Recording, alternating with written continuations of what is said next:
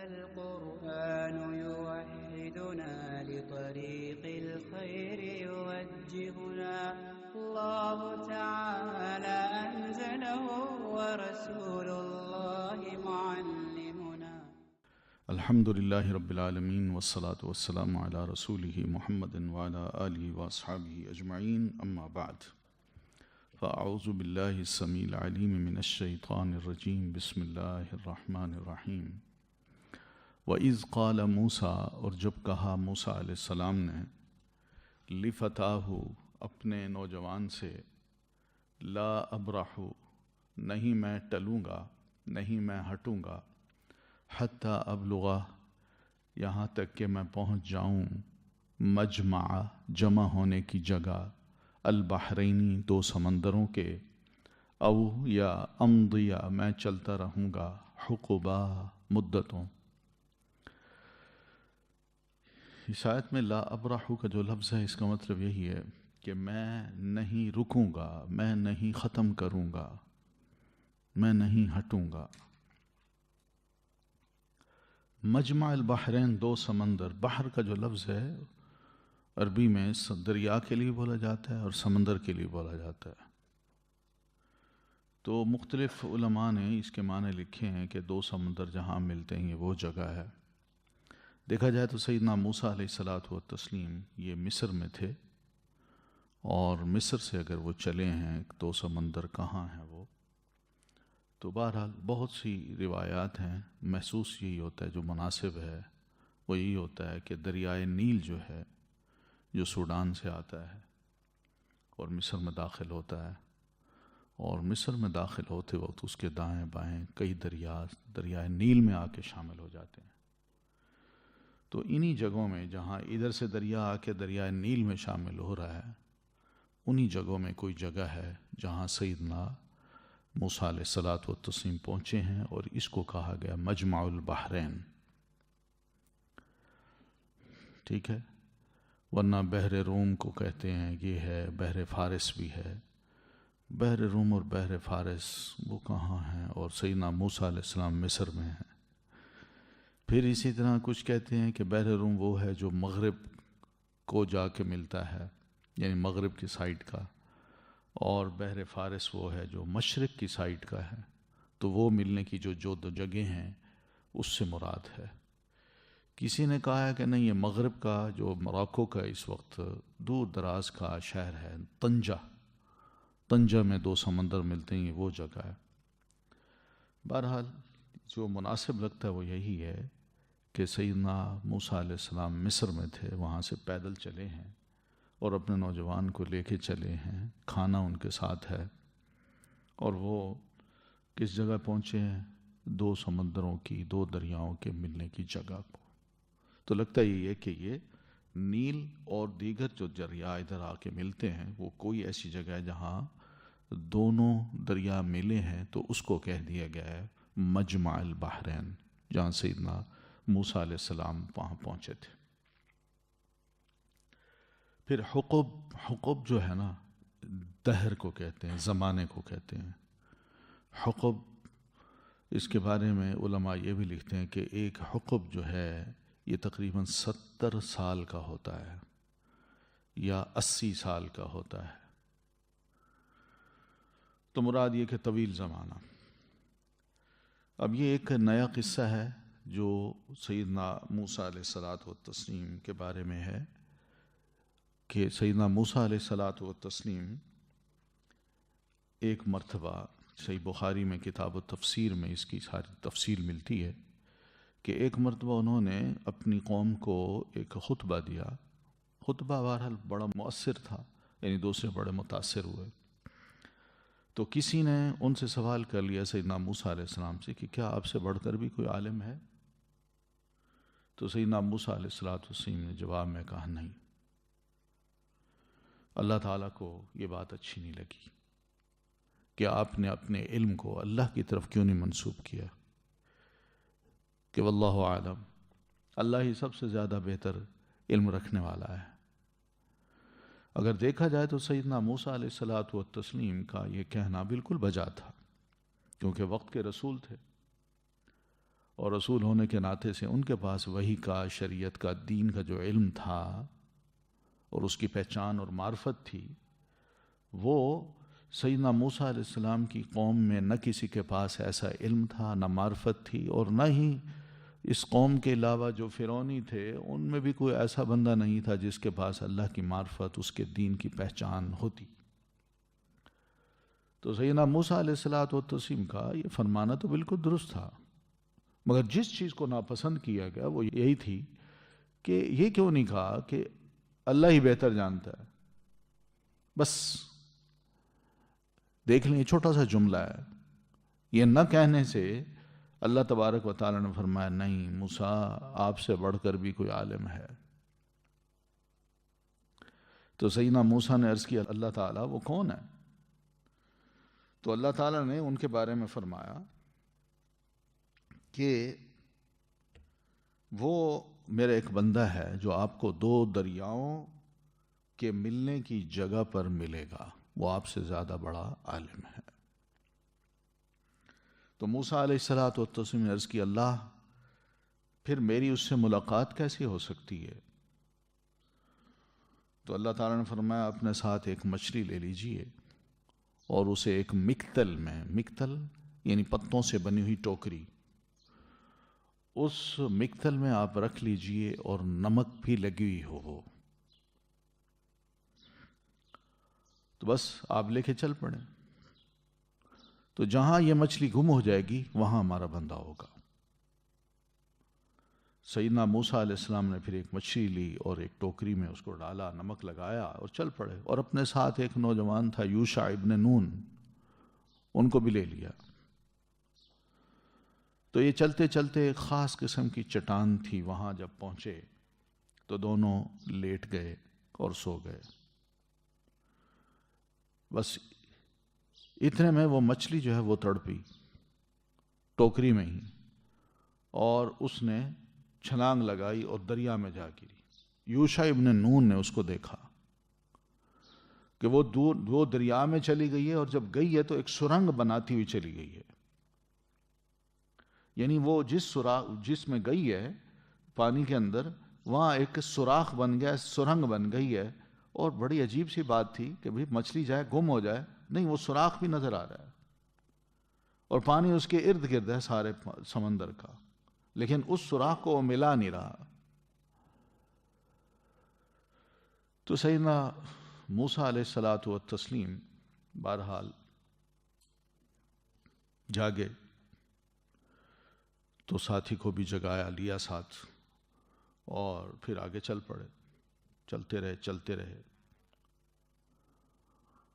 حتیٰ کہ اگلا دن جب ہوا تو موسیٰ علیہ السلام نے یوشع سے کہا کہ لاؤ بھی وہ کھانا، اب تو ہم بہت تھک چکے ہیں، اب کھانا کھائیں، کیونکہ منزل جب انسان کو نہ ملے نا تو انسان تھکاوٹ بڑی جلدی محسوس کرتا ہے، اور مل جانے کی امید ہو تو پھر چلتا ہی رہتا ہے۔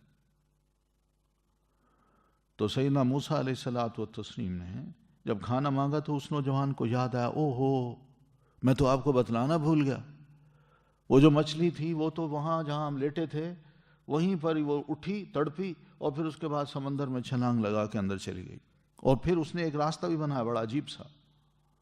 سوری، میں آپ کو بتانا بھول گیا، شیطان نے مجھے بھلوا دیا تھا۔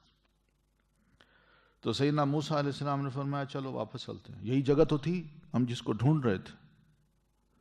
تو خیر واپس پھر قدموں کے نشانات پہ چلتے چلتے یہ واپس پہنچے، یہاں تک کہ اسی چٹان کے پاس جب پہنچے تو وہاں انہوں نے دیکھا کہ ایک آدمی کپڑا اوڑھ کے لیٹا ہوا ہے۔ تو موسیٰ علیہ السلام نے کہا السلام علیکم، تو وہ خضر تھے۔ تو خضر نے جواب دیا، ہیں تیری اس سرزمین میں سلام کیسا؟ یعنی اپنے آپ سے کہتے ہیں کون ہے سلام کرنے والا؟ تو موسیٰ علیہ السلام نے کہا میں موسیٰ ہوں۔ تو اس آدمی نے کہا، خضر نے کہا کیا بنو اسرائیل کے موسیٰ ہو؟ انہوں نے کہا جی ہاں، آپ کے پاس آیا ہوں تاکہ اللہ نے آپ کو جو کچھ سکھایا ہے وہ کچھ مجھے بھی سکھا دیں۔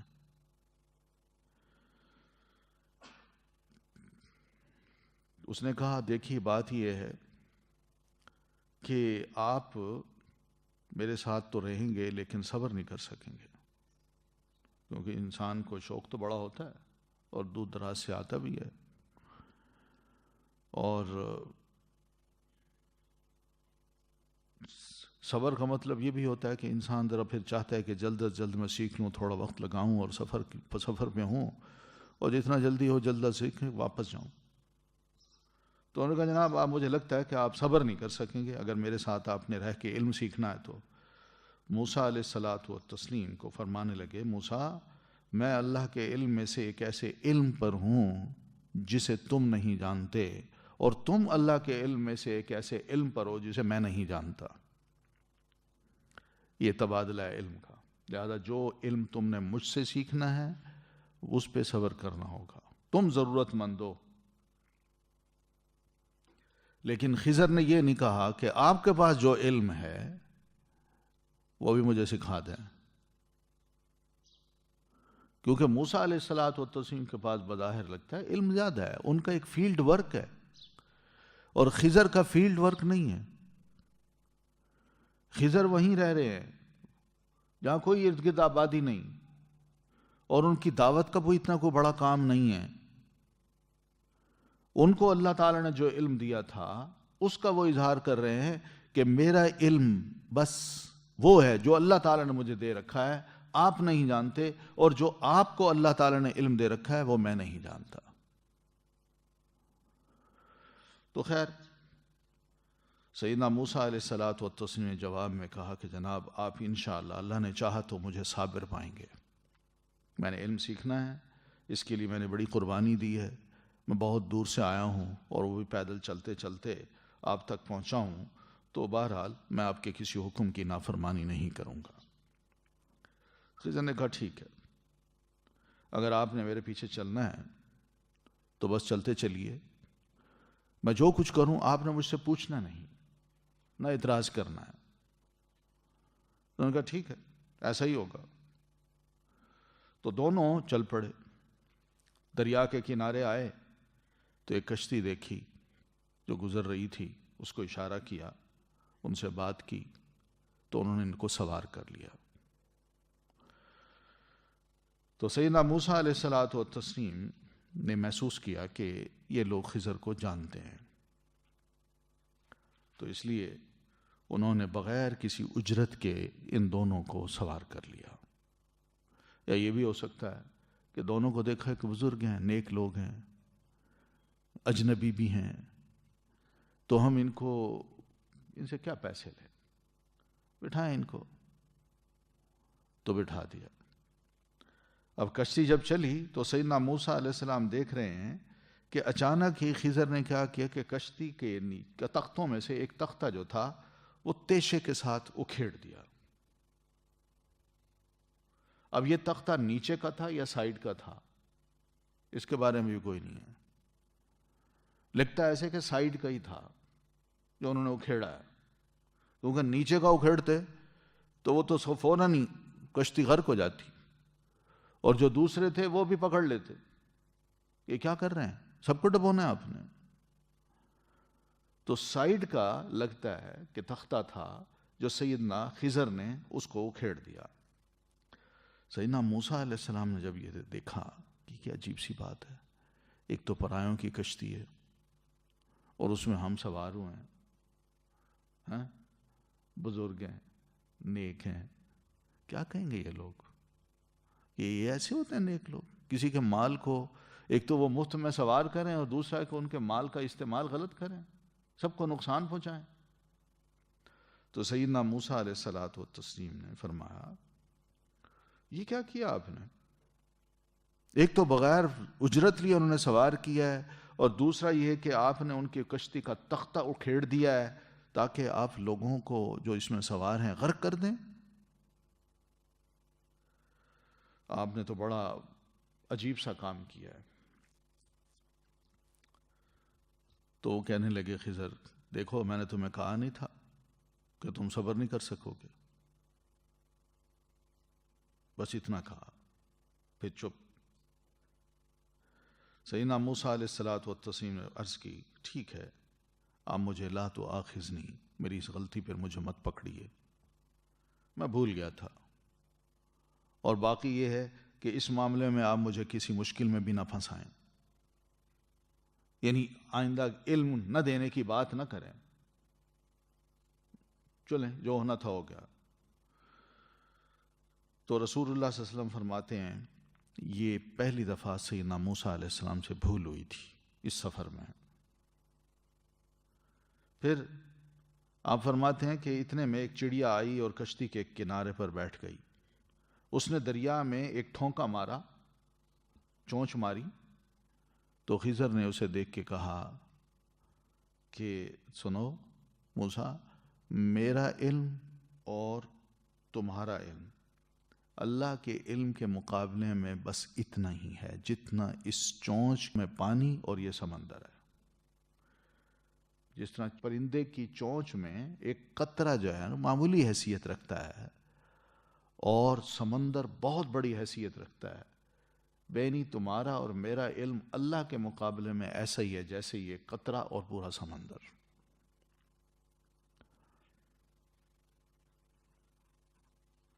بہرحال سمندر کراس کیا، کشتی سے اترے، اور اس کے بعد وہ کشتی کے کنارے، وہ سمندر کے کنارے یا دریا کے کنارے ایسے چلتے جا رہے تھے۔ آگے گئے تو دیکھا چند نوجوان لڑکے جو ہیں وہ کھیل رہے ہیں۔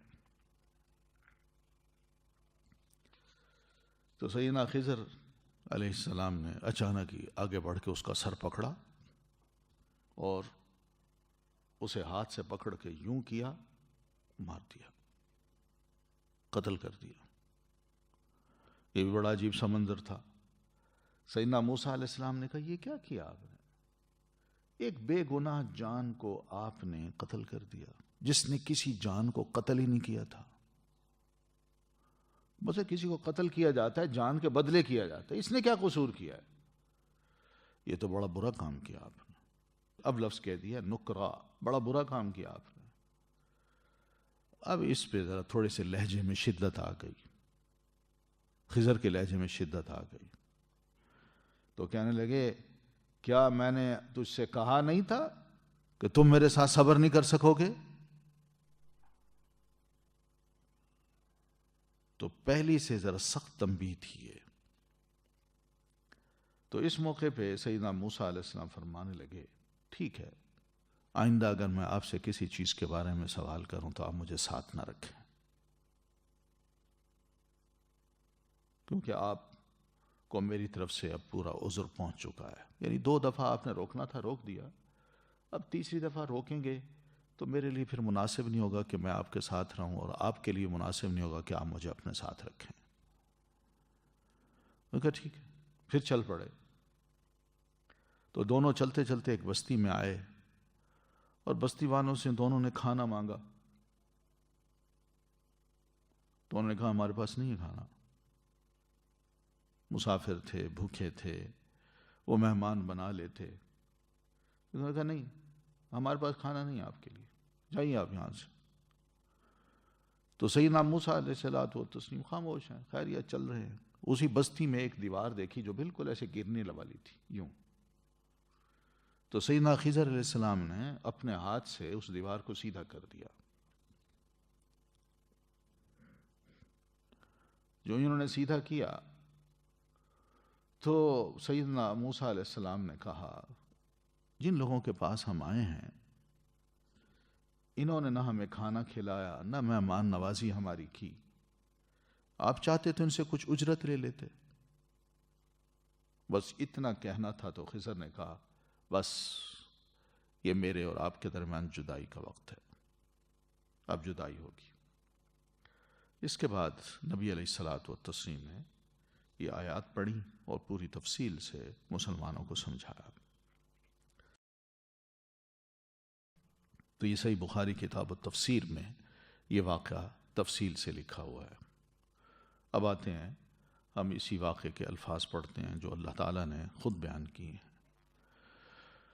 وَإِذْ قَالَ مُوسَىٰ، اور جب کہا موسیٰ علیہ السلام نے لِفَتَاهُ، اپنے نوجوان سے، لا ابرح، نہیں میں ہٹوں گا حتی ابلغ یہاں تک کہ میں پہنچ جاؤں مجمع البحرینی جمع ہونے کی جگہ دو سمندروں کے، او یا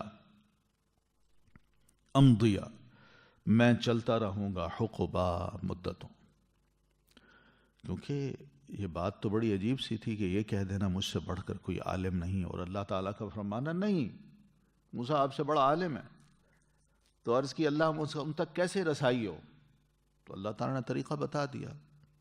اب وہ شوق اندر پیدا ہوا کہ میں بھی علم جا کے سیکھوں تو صحیح، میں تو اللہ کا رسول ہوں، وہی مجھ پر نازل ہوتی ہے، مجھے بہت کچھ علم دیا جاتا ہے، مگر یہ کون سا ایسا علم ہے جو مجھے نہیں دیا گیا، میں جا کے کم از کم سیکھوں تو صحیح. ظاہرہ دین کا ہی علم ہوگا، کوئی اللہ کی پہچان کی، دین کی معرفت کی کوئی بات تو ہوگی نا. باوجود اتنے بڑے عالم ہونے کے سیدنا موسیٰ علیہ الصلوۃ والتسلیم طالب علم بننے سے گریز نہیں کرتے. میں نے جانا ہے. تو یہ جو سفر ہے طلب علم کے لیے سفر کرنا، یہ سنت موسوی ہے، شوق کی بات ہے. اس لیے علماء یہ کہا کرتے تھے پہلے دور میں جو طلب علم کے لیے اپنے گھر سے نکلتا ہے، اور بالخصوص حدیث کا جو علم ہوتا تھا اس کو جو حاصل کرنے کے لیے نکلنا چاہتا ہے تو وہ یہ سمجھ لے کہ آج سے میری بھوک شروع ہو گئی. کیونکہ یہ تو ٹریولنگ ہوتی ہے، انسان کہیں جاتا ہے، ایک شیخ کہاں بیٹھا ہے، دوسرا محدث کہاں بیٹھا ہے، اور پھر اجنبی ماحول ہے، کوئی جانتا نہیں، اور ان کے پاس کوئی ایسی سرائے نہیں، مہمان خانے نہیں، ہاسٹل نہیں جہاں کھانے پینے کا بندوبست ہو. لیکن لوگ نکلتے تھے، جاتے تھے. تو سیدنا موسیٰ علیہ الصلوۃ والتسلیم نے یہ جو ابتدا کی ہے اس میں ان کا حرص دیکھیے، خواہش دیکھیے کہ نکلنا ہے تو صرف علم کی خاطر اور کچھ نہیں. اور نکلیں، اور نکلتے وقت جو مصمم ارادہ ہے، پختہ ارادہ، وہ یہ ہے کہ میں نے اس شیخ تک پہنچنا ہے، چاہے مجھے مدتوں 70-80 سال تک کیوں نہ چلنا پڑے، میں جاؤں گا. اور اللہ تعالیٰ نے جہاں بتایا کہ وہ بندہ وہاں ملے گا مجمع البحرین، میں وہاں تک جب تک نہیں پہنچوں گا اس وقت تک میں رکوں گا نہیں، میں مسلسل چلتا چلوں گا.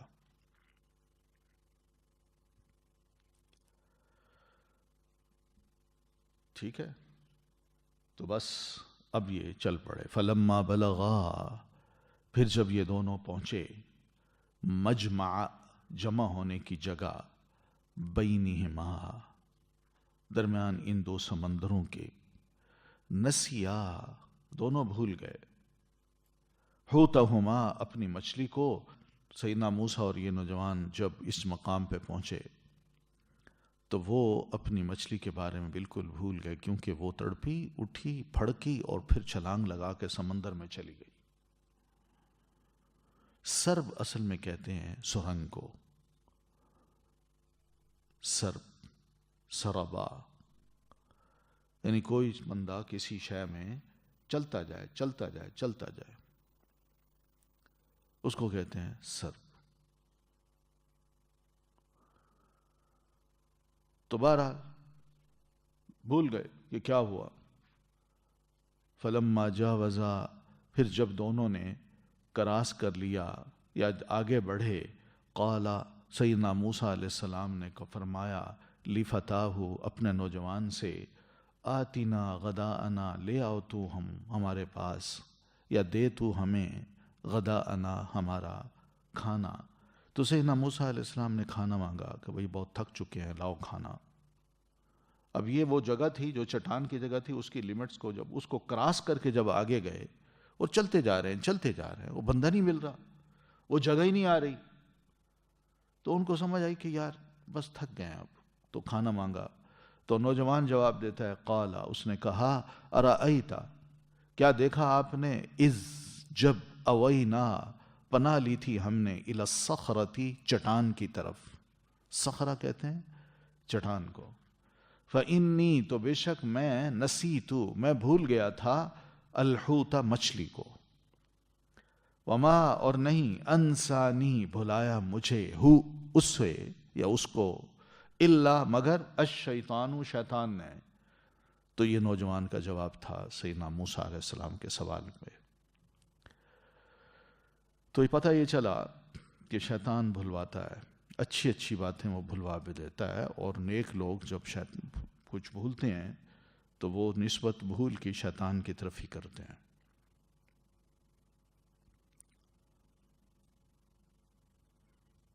ٹھیک ہے. تو یہ اس نے کیفیت بتائی کہ جناب میں تو آپ کو بتانا بھول گیا، ورنہ وہ تو ایسے تڑپی اچھلی اور سمندر میں گئی، اور جب گئی تو بڑا عجیب طریقے سے اس نے راستہ بنایا اور نکل گئی. اور میں دیکھتا رہا، آپ سوئے ہوئے تھے، میں نے کہا آپ اٹھیں گے میں آپ کو جو بتاؤں گا، لیکن بھول گیا. ہم آگے آ گئے.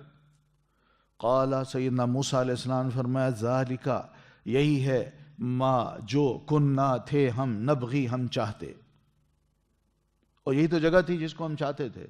تو وہاں پہنچے تو دیکھا ایک آدمی ہے جو کپڑے میں لپٹا ہوا لیٹا ہے، کپڑا اوڑھے. سیدنا موسیٰ علیہ السلام نے اس کو سلام کیا تو وہ خضر علیہ السلام تھے.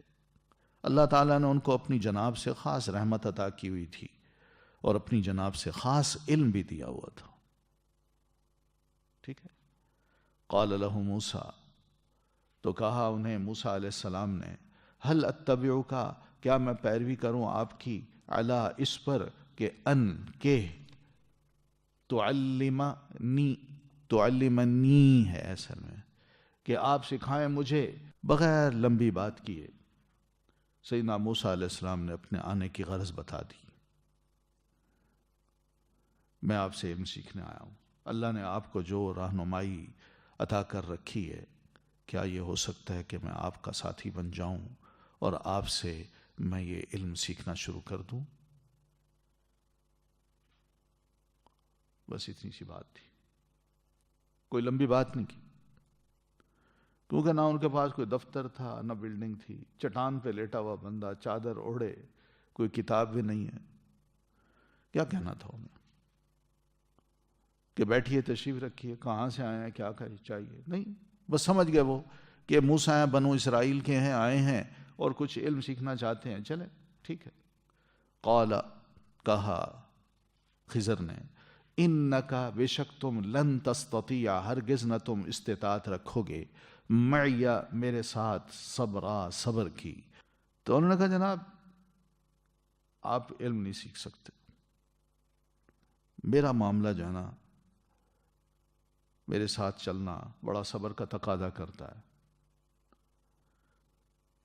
اور ظاہر ہے وہ سب بندہ صبر ہی کیسے کر سکتا ہے جس کو کچھ پتہ ہی نہ ہو کہ یہ ہوا کیا ہے، یہ ہے کیا چیز. وہ تو فوراً جاننے کی کوشش کرے گا کہ کیا ہے بھائی، کیا ہے مسئلہ، کیا ہے اصل بات، بتائیے ہمیں.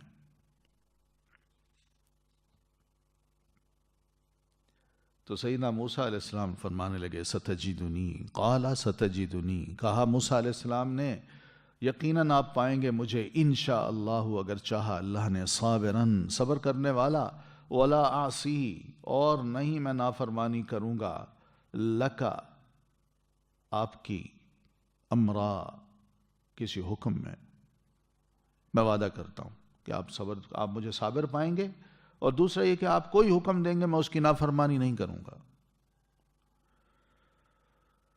قال، کہا فَإِنِ اتَّبَعْتَنِي، پھر اگر تم پیروی کرتے ہو میری، فَلَا تَسْأَلْنِي، تو نہ تم سوال کرنا مجھ سے، عن شیء کسی چیز کے بارے میں، حتیٰ یہاں تک کہ احدث میں بیان کر دوں، لکا تمہارے لیے، منہ اس سے، ذکر. ٹھیک ہے، یہ اس کا ہلکا پھلکا ترجمہ ہے. اب ذرا تفصیل کی طرف آتے ہیں. تو پہلی بات تو یہ ہے کہ جو مچھلی سیدنا موسیٰ علیہ السلام نے لی تھی، کیا سمجھتے ہیں وہ زندہ تھی؟ یعنی جب اس کو ٹوکری میں ڈالا، نمک لگایا، تو یہ زندہ مچھلی کو ٹوکری میں رکھا جاتا ہے، نمک لگایا جاتا ہے. تو یہ چیز جو ہے نا یہ سمجھنے کی ہے کہ یہ ایک معجزہ ہوا ہے. سیدنا موسیٰ علیہ الصلوۃ والتسلیم کو اللہ تعالیٰ نے اور بھی بہت معجزات عطا کیے ہوئے تھے. یہ بھی ایک معجزہ ہوا ہے کہ مچھلی کو نمک لگایا ہوا ہے اور اللہ تعالیٰ نے خود طریقہ بتایا. اور سیدنا موسیٰ علیہ السلام کو جب اللہ تعالیٰ نے یہ طریقہ بتایا تو سیدنا موسیٰ علیہ الصلوۃ والتسلیم نے یہ نہیں کہا اللہ یہ مردہ مچھلی یہ کیسے مجھے بتائے گی، اس کو ساتھ لے جانے کا کیا مطلب ہے. زیادہ سے زیادہ انہوں نے یہی سمجھا کہ بس اللہ تعالیٰ نے فرمایا کھانے کے لیے اپنے ساتھ کو مچھلی رکھ لو، راستے میں بھوک لگے تو کھا لینا. انہوں نے یہی سمجھا، مگر اللہ تعالیٰ اس کے ذریعے سے کچھ اور کروانا چاہتے تھے. اور یہی کچھ بالکل ایسے ہی ہے جیسے سیدنا موسیٰ علیہ الصلوۃ والتسلیم میں اللہ تعالیٰ نے پوچھا کہ وما تلک بیمینک یا موسیٰ، موسیٰ یہ تمہارے دائیں ہاتھ میں کیا ہے؟ ان کا یہ عصا، یہ میرا لاٹھی ہے، میرا عصا ہے.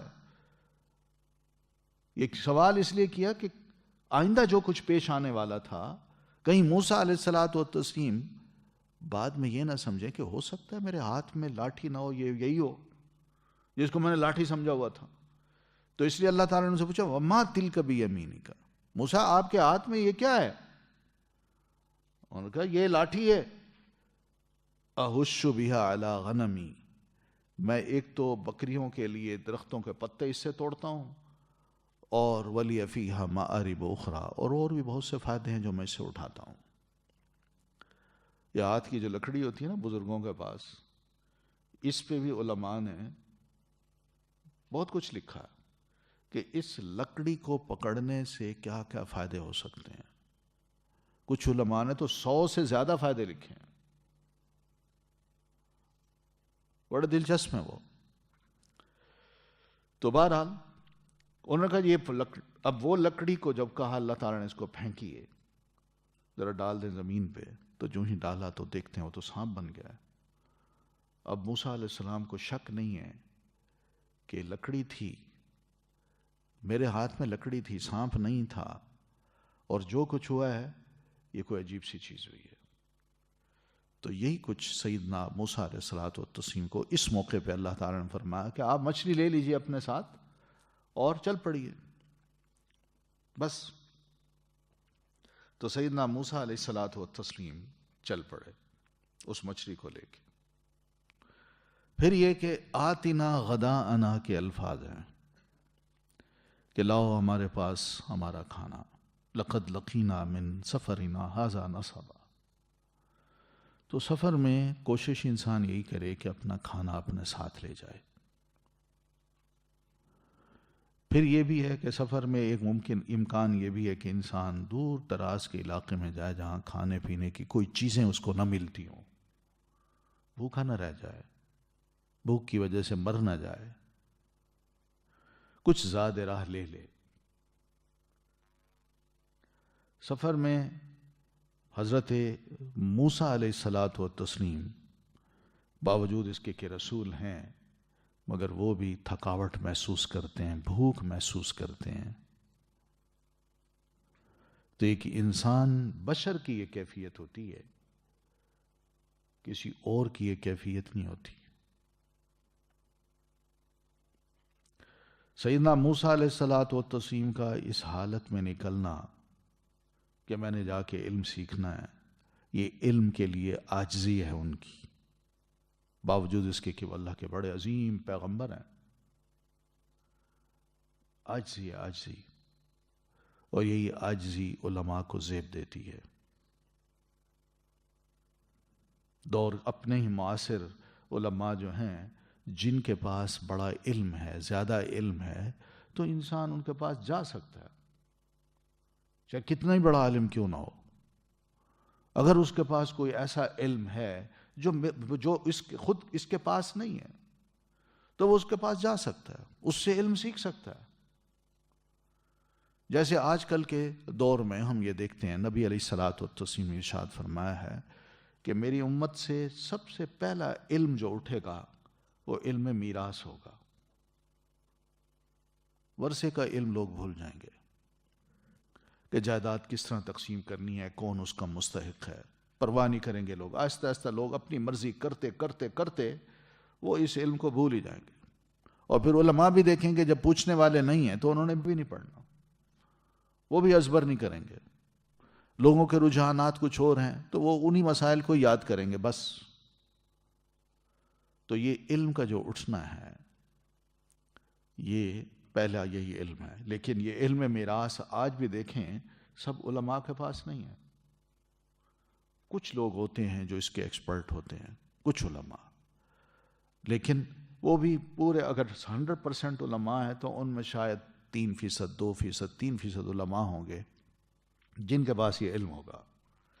اب اس علم کو سیکھنے کے لیے کوئی بڑے سے بڑا فقیہ آدمی بھی جو فقہی مسائل کو بڑی باریکی سے جانتا ہو, اگر اس کے پاس یہ علم نہیں ہے اور وہ اس کے پاس چلا جاتا ہے تو اس کی شان میں کمی نہیں آتی.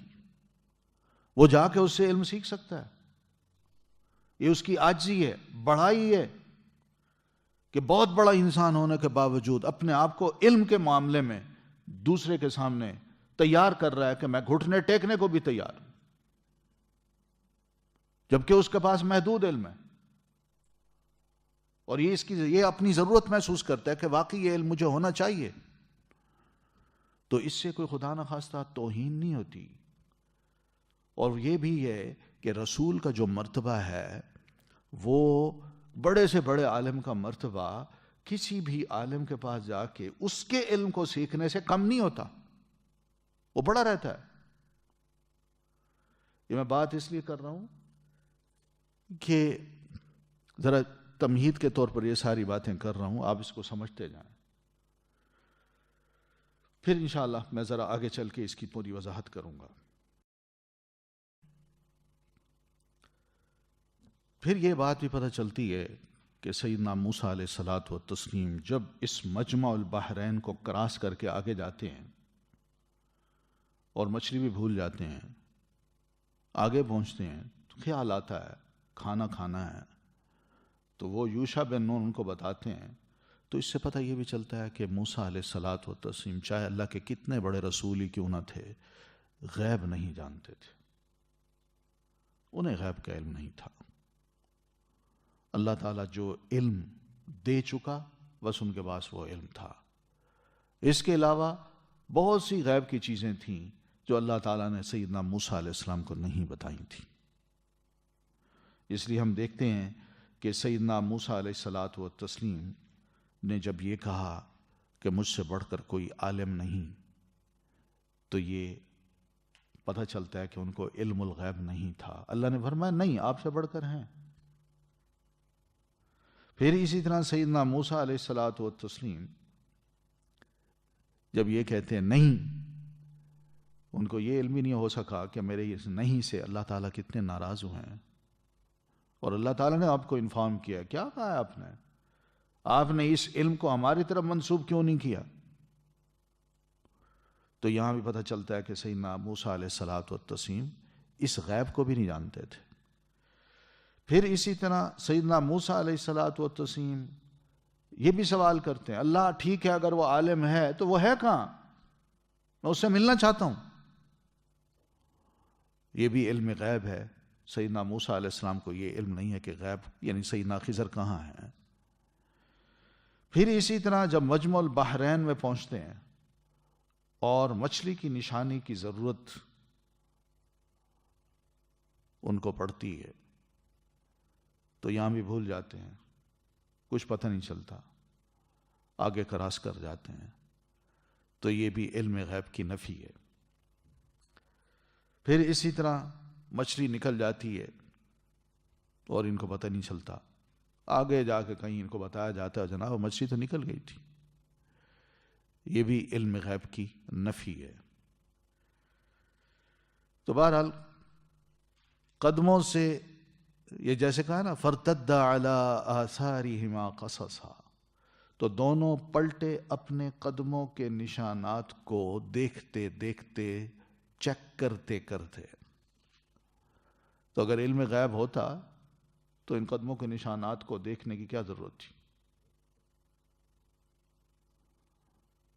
تو یہ سب باتیں پتہ یہی چلتا ہے کہ سیدنا موسیٰ علیہ الصلاۃ والتسلیم ہوں یا اللہ تعالیٰ کے نبی ہوں، رسول ہوں، کوئی بھی ولی ہو، وہ غیب کے علم کو نہیں جانتا۔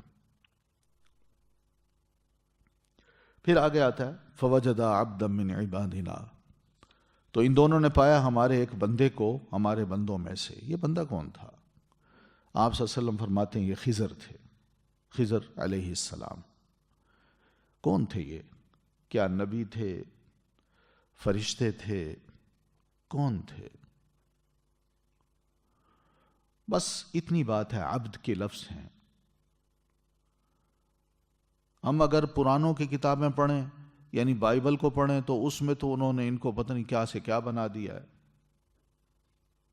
اور کچھ یہ بھی ہے کہ ہمارے لوگوں کے کچھ یہ اندازے بھی ہیں کہ سیدنا خضر علیہ السلام وہ اصل میں فرشتہ تھا، فرشتے ہیں۔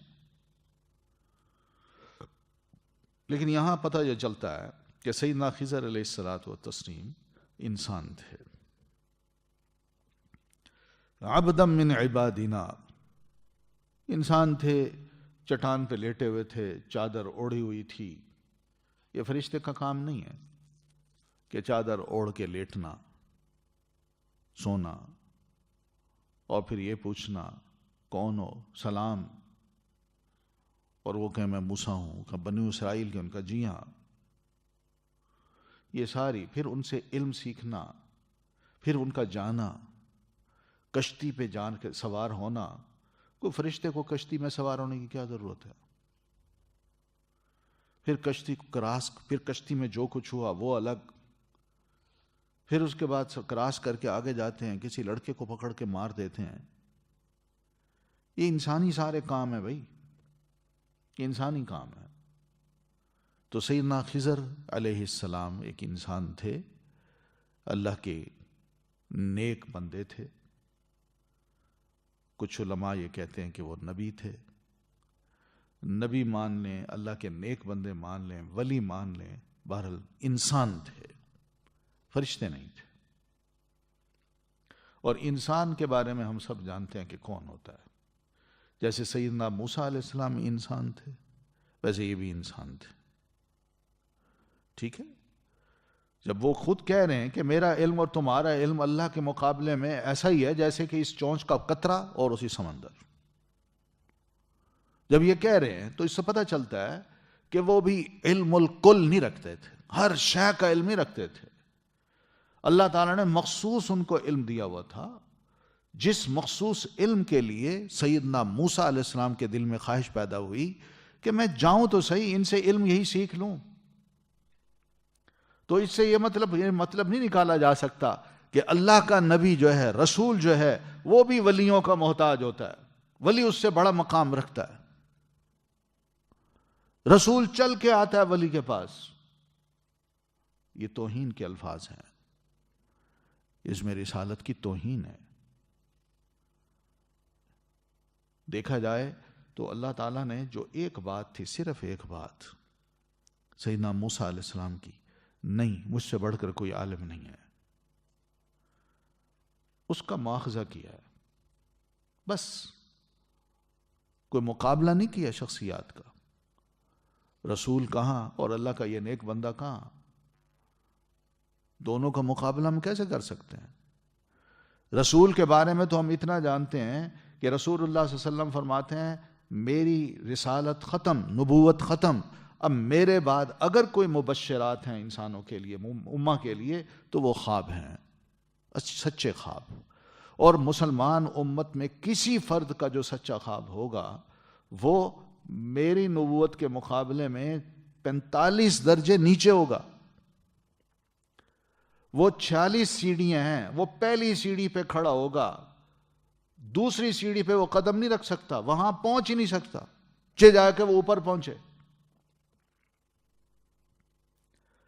تو یہ تو ہے امت کے بڑے سے بڑے نیک لوگوں کا حال کہ وہ نبوت کے مقام تک نہیں پہنچ سکتے۔ تو ہم یہ کیسے کہہ سکتے ہیں کہ ایک نیک آدمی ولی اللہ، اس کی ولایت جو ہے، اس کا مقام بڑا ہوتا ہے رسالت سے؟ اور یہ دعوے کیے گئے ہیں، یہ کتابوں میں دعوے کیے گئے ہیں، اور انہوں نے کہا کہ الولایت افضل من النبوت، ولایت جو ہے یہ نبوت سے افضل ہے. اور پھر اس کا مقابلہ کرتے ہیں.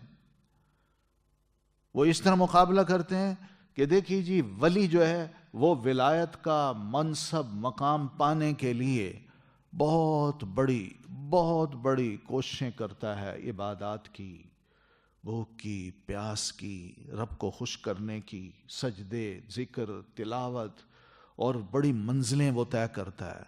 بڑی منازل طے کرتے کرتے اپنے آپ کو بڑی مشکل میں ڈال کے وہ ایسے مقام پہ پہنچتا ہے جو اس کو ولایت کہتے ہیں، اور یہ نصیب ہوتی ہے بعد میں. جبکہ نبوت یہ ہے کہ 40 سال کا ہوا، وہ بیٹھا ہے، فرشتہ آیا، اس نے کہا جی آپ نبی ہیں. اس نے کوئی ریاضت نہیں کی، کوئی اتنی محنت نہیں کی، بلکہ اکثر نبیوں کے بارے میں تو یہ ملتا ہے وہ عبادتیں نہیں کرتے تھے پہلے، کیونکہ جانتے نہیں تھے. جیسے ہمارے نبی صلی اللہ علیہ وسلم کے بارے میں اللہ تعالیٰ فرماتے ہیں کہ وَمَا كُنْتَ تَتْلُو مِن قَبْلِهِ مِن كِتَابٍ وَلَا تَخُطُّهُ بِيَمِينِكَ إِذًا لَارْتَابَ الْمُبْطِلُونَ. پھر ایک اور مقام پہ اللہ فرماتے ہیں وَمَا كُنْتَ تَدْرِي مَا الْإِيمَانُ، آپ کو تو یہ بھی پتہ نہیں تھا کہ ایمان کیا ہوتا ہے، آپ کو لکھنا پڑھنا نہیں آتا تھا، کتاب نہیں جانتے تھے آپ. وَوَجَدَكَ ضَالًّا فَهَدَىٰ، آپ کے رب نے آپ کو گم کردہ راہ پایا، پھر وہی نصیب کر کے ہدایت دی. تو نبی وہ کہتے ہیں کہ وہ تو بیٹھے بیٹھے آرام سے بن جاتا ہے. فرشتہ آیا، تاج رکھ کے سر پہ چلا گیا، نبی بن گیا. مگر ولی ایسے نہیں بنتا. ولی بڑی ریاستیں کرتا ہے، بڑی تکلیفیں اٹھاتا ہے، اور پھر مختلف منزلیں طے کرتے کرتے وہ ولایت کے مقام پہ پہنچتا ہے. تو ولایت جو ہے اس اعتبار سے نبوت سے افضل ہے. اس لیے سیدنا خضر علیہ السلام جو ہیں وہ حضرت موسیٰ علیہ السلام سے بڑا مقام پاتے ہیں. نبوت چل کے، رسول چل کے اس کے پاس آیا، ولی کے پاس، ولی نہیں گیا. تو لہذا اس کا مقام بہت بڑا ہے.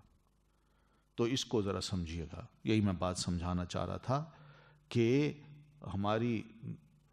ہمارے عقائد اور ایمان میں سب سے پہلی بات جو ہے وہ یہی ہے کہ رسولوں پر ایمان، نبووں پر ایمان، نبیوں پر ایمان، اللہ پر ایمان کے بعد نبیوں پر ایمان، رسولوں پر ایمان. یہ نبی کیا ہوتے ہیں؟ اس کا مقام کیا ہوتا ہے؟ اس کا مقام بس یہی ہے کہ اس کی امت میں کوئی بندہ بھی چاہے کتنا ہی پہنچا ہوا کیوں نہ ہو، اس کے پاؤں کی جو خاک ہے اس کے برابر بھی نہیں ہے. یہ یاد رکھیے. اس شخص کو اس سے زیادہ مقام نہیں دیا جا سکتا، چاہے وہ کتنا ہی بڑا ولی بن جائے. اور دوسری بات یہ کہ ولی تب بنتا ہے جب وہ نبی کی تعلیمات پر عمل کرے، نبی کو مانے. اور جب نبی کو مانے گا تب جا کے اس کا ایمان درست ہوگا، تب جا کے وہ عبادتیں کرے گا، اور ویسی عبادت کرے گا جیسے اللہ کے نبی کرتے ہیں. اور یہ عبادتیں کرتے کرتے تب جا کے اس کو ولایت نصیب ہو سکتی ہے، ورنہ نہیں ہوتی. وہ نبی کا فرما بردار ہوتا ہے، نبی کا مخالف نہیں ہوتا. وہ نبی کے در پہ آتا ہے، اس سے سیکھتا ہے. وہ اپنی طرف سے کوئی نہیں سکھاتا. اس کا علم اگر صحیح ہو سکتا ہے تو وہ نبی کے ذریعے ہی صحیح ہوگا، ورنہ وہ جو کچھ بھی کرتا ہے وہ پھر ولی نہیں ہے. تو سیدنا خضر علیہ الصلاۃ والتسلیم انسان تھے، نبی تھے، ولی تھے. مگر اس کا یہ مطلب نہیں کہ سیدنا موسیٰ علیہ السلام ان کے پاس آئے تو ان کا مقام بڑھ گیا اور موسیٰ علیہ السلام کا مقام کم ہو گیا. نہیں، بلکہ موسیٰ علیہ السلام کا مقام اپنی جگہ برقرار ہے. یہ ان کی عاجزی ہے، عاجزی. وہ اللہ کے بندے ہیں، نبی ہیں، رسول ہیں، کتاب نازل ہوئے ان پر، اللہ نے ان سے بڑے کام لیے ہیں، میدان میں اترے ہیں. وہ الگ بیٹھ کے کوئی ذکر اذکار کرنے والے نہیں تھے. انہوں نے بڑا جہاد کیا، فرعون جیسے شخص کا مقابلہ کیا انہوں نے. اور اللہ تعالیٰ نے سیدنا موسیٰ علیہ الصلوۃ والتسلیم کو جو عزت دی وہ یہی کہ بنو اسرائیل کو اس کی قید سے آزاد بھی کرایا اور پھر فرعون کو ان کی آنکھوں کے سامنے غرق کیا. اتنی بڑی سزا دی مخالف کو. اور یہ بڑے احسانات ہیں اللہ تعالیٰ کے جس کا ذکر قرآن مجید میں اللہ تعالیٰ نے کیے ہیں. تو یہ مقام سیدنا موسیٰ علیہ السلام کا گرایا نہیں جا سکتا. پھر یہ کہ سیدنا خضر علیہ الصلاۃ والتسلیم کو جب اس چٹان پہ پایا کہ جہاں دو سمندر آپس میں ملتے ہیں، چٹان پہ پایا اور ادھر موسیٰ علیہ الصلاۃ والتسلیم کو دیکھا کہ ان کے پاس وہ آگے، بلکہ اس کا ذکر آگے آتا ہے، تو چٹان پہ پایا تو لوگ یہ سمجھتے ہیں کہ سیدنا خضر علیہ الصلاۃ والتسلیم زندہ ہیں اور پانیوں میں رہتے ہیں، پانیوں میں، دریاؤں میں، سمندروں میں، جبکہ ایسی بات نہیں ہے. چٹان پہ وہ پانی میں نہیں ملے سیدنا موسیٰ علیہ الصلاۃ والتسلیم کو. تو سیدنا خضر علیہ الصلاۃ والتسلیم اگر چٹان پہ لیٹے ہوئے ہیں تو ہم نے یہ مسئلہ کہاں سے گھڑ لیا کہ آپ خضر کو ملنا چاہتے ہیں تو آپ جائیے کسی بڑے تالاب میں، سردی کے موسم میں، رات کی تنہائی میں، اس کے بیچ میں جا کے کھڑے ہوں، 40 دن کی ریاضت کریں، خضر آپ کو ملیں گے. کنویں میں الٹے لٹک جائیں، پانی کے ماحول میں رہیں، خضر سے ملاقات نصیب ہوگی. یہ کہاں سے لیا ہے؟ سیدنا خضر کو پانی میں تھوڑی تھے، وہ تو چٹان پہ بیٹھے ہوئے تھے. اور پھر چٹان پہ بیٹھے ہیں تو پھر اس کے بعد سیدنا موسیٰ علیہ السلام کو لے کے انہوں نے کشتی کراس کی ہے، سمندر کراس کیا ہے، اور پھر اگلے کنارے خشکی پہ ہی وہ سفر کر رہے ہیں. وہ کہاں سے پانی میں رہنے والے ہیں کہ ہم یہ جواز تلاش کر لیں کہ جناب ریاستیں کرنی ہیں، چلے کاٹنے ہیں، تو آپ کسی تالاب میں چلے جائیں یا کنویں میں الٹے لٹک جائیں یا پھر کسی سمندر یا دریا کے بالکل وسط میں جا کے ایک ٹانگ پہ کھڑے ہو جائیں اور 40 راتوں کا یہ مظاہرہ کریں، پھر آپ کی خضر سے ملاقات ہوگی. یہ کہاں سے لیا ہم نے؟ پھر سیدنا خضر علیہ الصلاۃ والتسلیم کیا واقعی زندہ ہیں جو ہماری ان سے ملاقات ہوگی؟ اور بھائی انسان تھے. کسی انسان کو اللہ تعالیٰ نے اتنی لمبی عمر عطا نہیں کی کہ انہوں نے کوئی آب حیات پی رکھا تھا. کس نے کہا آب حیات پیا تھا تو کیا ہوا؟ اس کا کیا مطلب ہے کہ ہمیشہ کی زندگی ہوگی اس کی؟ کیا وہ لکھوا کے آئے تھے؟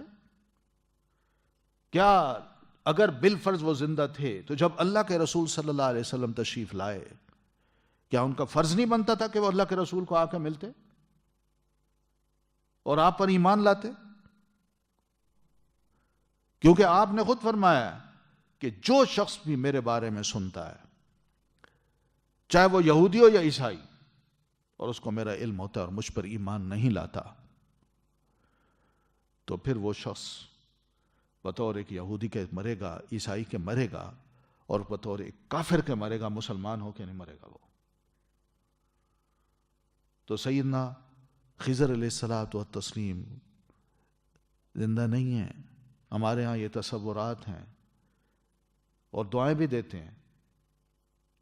بچہ پیدا ہونا تو لکھتے ہیں اللہ تعالیٰ آپ کے بچے کو عمر خضر عطا فرمائے.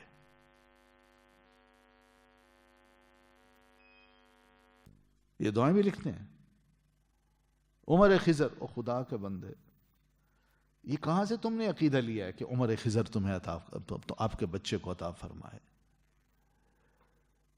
یہ غلط عقیدہ ہے، غلط جملہ ہے. یہ وہ خضر تھے، انسان تھے، اللہ تعالیٰ نے ان کو جو اپنی عمر دی تھی بس وہ عمر پا کے فوت ہو گئے. آج دنیا میں نہیں ہے وہ. کیونکہ میں بتا چکا ہوں آج اگر وہ نبی علیہ السلام کے ہوتے ہوئے وہ اگر آپ کے پاس نہیں آتے تو کون کیا بنتے ہیں؟ اگر وہ زندہ ہیں تو وہ مسلمان نہیں ہیں، اور اگر فوت ہو گئے ہیں تو ان کا آنا ضروری نہیں ہے. پھر اسی طرح سیدنا خضر علیہ السلام کے بارے میں کہتے ہیں کہ زندہ ہیں. آپ صلی اللہ علیہ وسلم اپنی آخری عمر کے دنوں میں صحابہ کرام درمیان میں بیٹھے ہیں، آپ درمیان میں بیٹھے ہیں، انہیں فرماتے ہیں کہ سنو، آج اس وقت جو بھی ما من نفس منفوست، جو بھی نفس ہے جس کے اندر جان ہے، آج جو بھی موجود ہے 100 سال کے بعد وہ موجود نہیں ہوگا. آپ کی حدیث ہے. یعنی جو اس وقت زندہ ہے 100 سال کے بعد یہ لوگ سب مر چکے ہوں گے, کوئی زندہ نہیں ہوگا. اور جس صحابی نے یہ حدیث بیان کی ان کی عمر 108 سال تھی جب وہ فوت ہوئے ہیں. تو کہتے ہیں میں اس محفل میں موجود تھا, میری عمر اس وقت 8 سال تھی. میں نے یہ حدیث سنی اور ٹھیک 108 سال کے بعد میں فوت ہو رہا ہوں. تو آپ دیکھیں نبی علیہ السلام کی بات ہے, صحابی خود بیان کر رہے ہیں حدیث کو, اور صحابی خود اسی وقت فوت بھی ہو رہے ہیں. کیا رسول کی بات غلط ہو سکتی ہے؟ تو جو زندہ ہوگا وہ فوت ہو چکا ہے, اس کو ہمیشہ کی زندگی کسی نے نہیں دی.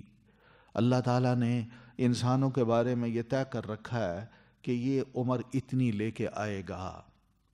حدیث میں نبی علیہ السلام فرماتے ہیں کہ جب بچہ ماں کے پیٹ میں آتا ہے, اس کے اندر روح ڈال دی جاتی ہے, تو فرشتہ بھیجا جاتا ہے, جاؤ اس کا رزق لکھو, اس کی عمر لکھو, اور یہ بھی لکھو کہ یہ سعید ہوگا کہ شقی ہوگا, خوش بخت ہوگا کہ بدبخت ہوگا. یہ چیزیں لکھی جاتی ہیں. تو سیدنا خضر بھی جب اپنی ماں کے پیٹ میں آئے تھے تو اس وقت ہی کچھ ہوا, ان کی عمر لکھ دی گئی تھی اور وہ دنیا میں نہیں ہے. آپ صلی اللہ علیہ وسلم نے بھی کبھی نہیں کہا کہ خضر مجھے ملے ہیں, یا میں ان کو ملا ہوں, یا مجھے انہوں نے دیکھا ہے, یا میں نے ان کو دیکھا ہے. کہیں نہیں کہا. اس لیے جو لوگ یہ دعوے کرتے ہیں نا کہ ہم خضر کو ملے ہیں یا فلاں کے خضر سے ملاقات ہوئی ہے, یہ محض باتیں ہیں, کوئی یقینی بات نہیں ہے. ایک بندے کی اپنی کہانی ہے کہ میں ملا ہوں اس کو, جبکہ ہمارا ایمان یہ کہ سیدنا خضر علیہ الصلوۃ والتسلیم دنیا میں نہیں ہے, فوت ہو چکے, اپنی عمر پاک ہے. اور اب اگر کوئی کہتا ہے کہ میں اس کو ملا ہوں تو اس کے پاس کوئی یقینی دلیل نہیں ہے سوائے اس کے کہ ہم یہی کہہ سکتے ہیں کہ ہو سکتا ہے شیطان ہو جو اس بھیس میں بن کے آ گیا, اسے کہو میں خضر ہوں, اور اس بندے کے ایمان کو غرق کرنے کے لیے, تباہ کرنے کے لیے اس نے یہ بات کہی ہو اور وہ بڑا خوش ہو گیا ہو. وہ خضر نہیں ہو سکتے, وہ کوئی اور ہو سکتا ہے. تو بہرحال اس واقعے نے جو وضاحتیں کر دی ہیں قرآن مجید کے اس واقعے نے, یا نبی علیہ الصلوۃ والتسلیم کی احادیث مبارکہ نے, بس ہم انہی وضاحتوں کے اندر ہی رہیں, اس سے آگے پیچھے جانے کی ضرورت نہیں ہے. لوگ بڑی کہانیاں بناتے ہیں, بہت کچھ کہتے ہیں, اور بڑے عجیب و غریب قسم کے ان کے نقطہ نظر بن جاتے ہیں, اور پھر اسی پر ہی سہارا لے کے اپنے آپ کو چلاتے ہیں. دین پر عمل کرنا ان کو مشکل نظر آتا ہے, مگر اس راہ میں کنویں میں 40 راتوں کے لیے لٹکنا, تالابوں میں جا کے ایک ٹانگ پہ کھڑا ہونا سخت سردی کی رات میں ٹھنڈے پانی میں, یا دریاؤں میں چلے جانا, سمندروں کے اندر چلے جانا, وہاں جا کے رہنا, کشتی میں بیٹھ کے گزارے کرنا, وہ گوارا کر لیں گے.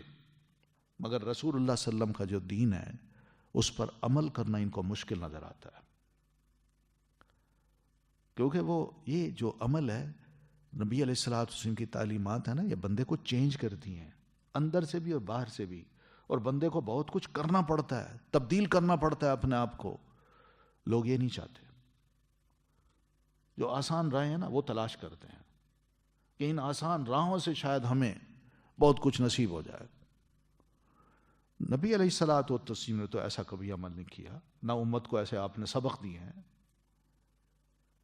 کہ آپ بیکار رہ کے اس قسم کے کام کریں. آپ صلی اللہ علیہ وسلم نے جو ہمیں ذکر اذکار دیے ہیں, قرآن مجید میں ہمیں ذکر الہی پر اکسایا گیا ہے, وہ تو یہی ہے کہ آپ ایک مقید ذکر بھی کریں. مقید کا مطلب یہ ہے کہ نماز پڑھیں, نماز کے بعد رسول اللہ صلی اللہ علیہ وسلم نے جس طرح اللہ تعالیٰ کی تسبیحات, آیت الکرسی اور استغفار, یہ دعائیں پڑھی ہیں, ہر نماز کے بعد وہ پڑھیں. صبح و شام کے اذکار کریں. یہ مقید ذکر ہے جو اللہ کے رسول صلی اللہ علیہ وسلم نے کیا, اور مطلق ذکر یہ ہے کہ اٹھتے بیٹھتے اللہ کے رسول صلی اللہ علیہ وسلم آتے جاتے محفلوں میں بیٹھے ذکر کر رہے ہیں، استغفار کر رہے ہیں، لیکن کام بھی کریں۔ مگر ہم نے کوئی عجیب و غریب قسم کے سبق نکال لیے ہیں قرآن مجید کی آیات سے کہ یہ دونوں بزرگ جب جاتے ہیں کسی بستی میں، ان سے کھانا مانگتے ہیں تو کہتے ہیں دیکھیے پیروں کو کھانے کی ضرورت نہیں ہوتی، پکانے کی ضرورت نہیں ہوتی، وہ لوگوں کے ٹکڑوں پہ گزارا کرنا جانتے ہیں۔ تو لوگ جو ٹکڑے دیں گے بس اس پہ گزارا کریں، کوئی محنت کی ضرورت نہیں ہے، کوئی کمانے کی ضرورت نہیں ہے۔ وہ یہ کہاں سے تم یاد لے لیتے ہو؟ اللہ کے رسول صلی اللہ علیہ وسلم خود اپنی جوانی میں تجارت کرتے رہے، بعد میں آپ لوگوں کو تجارت پہ اکساتے ہیں، مانگنے پہ منع کرتے ہیں، ناراض بھی ہوتے ہیں کہ تم اچھے بھلے صحت مند ہو، کماؤ۔ لیکن ہم کہتے ہیں نہیں، بزرگ بننے کے لیے بڑا ضروری ہے، سلوک کی راہیں چلنی ہیں تو اس کے لیے بڑا ضروری ہے کہ آپ اپنے آپ کو بھوکا رکھیں اور جس جگہ جائیں ان سے تھوڑے سے ٹکڑے مانگ لیں، اس سے گزارا کر لیں، فقیر بن جائیں۔ فقیر، میں تو فقیر ہوں جی، فقیر، فقیر بندہ فقیر، اپنے آپ کو یوں شو کرتے ہیں۔ تو یہ واقعہ بڑا عجیب سا ہے، اس سے بڑے سبق ملتے ہیں ہمیں، اسی کو ہی ہمیں دیکھنا چاہیے، نہ کہ یہ کہ ان کے بارے میں ہم اپنی ذات سے اپنے لیے کچھ عجیب و غریب قسم کے مسئلے نکال لیں۔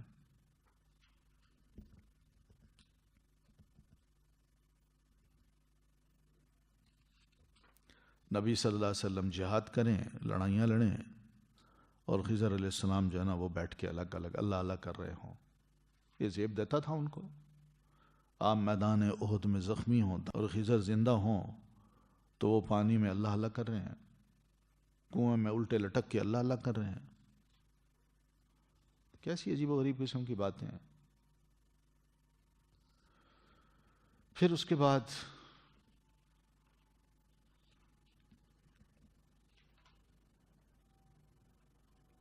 آتیناہ رحمتا من عندنا وعلمناہ من لدنا علما، یہ سیدنا خضر علیہ الصلاۃ والتسلیم کی کچھ خصوصیت اللہ تعالیٰ نے ارشاد فرمائی ہے کہ رحمہ کا مطلب بعض علماء نے کہا کہ وہ نبی تھے، یہ نبوت ہے اس سے مراد،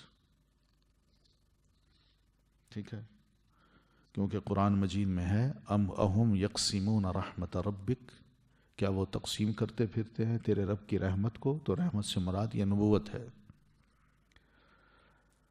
پھر اس کے بعد یہ بھی ہے کہ اللہ تعالیٰ نے جب علم کا لفظ بولا ہے تو اس سے مراد بھی یہی لی گئی ہے کہ اللہ تعالیٰ نے ان کو اپنی طرف سے یعنی نبی بنایا تھا جن پر وحی نازل ہوتی تھی۔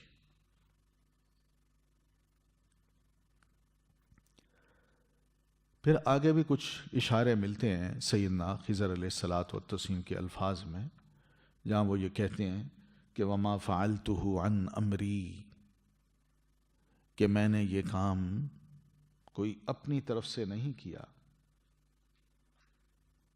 بلکہ اللہ کے حکم سے کیا ہے۔ تو یہ پتہ چلتا ہے کہ وہ نبی تھے۔ تو وَعَلَّمْنَاهُ مِن لَدُنَّا عِلْمًا، لدنا علما، سنا ہے علم لدنی؟ سنا علم لدنی پڑھتے ہیں کہ لدنی پڑھتے ہیں؟ اردو میں لکھا ہوتا ہے بعض کتابوں میں، ٹھیک ہے نا۔ بہرحال علم لدنی اس کا معنی یہی لے لیتے ہیں کہ یہ صرف اور صرف اللہ تعالیٰ خاص علم دیتا ہے اپنے اولیاء کو، اپنے ولیوں کو، اور یہ علم جو ہے یہ پھر نبیوں سے اونچا درجہ کر دیتا ہے ولیوں کا۔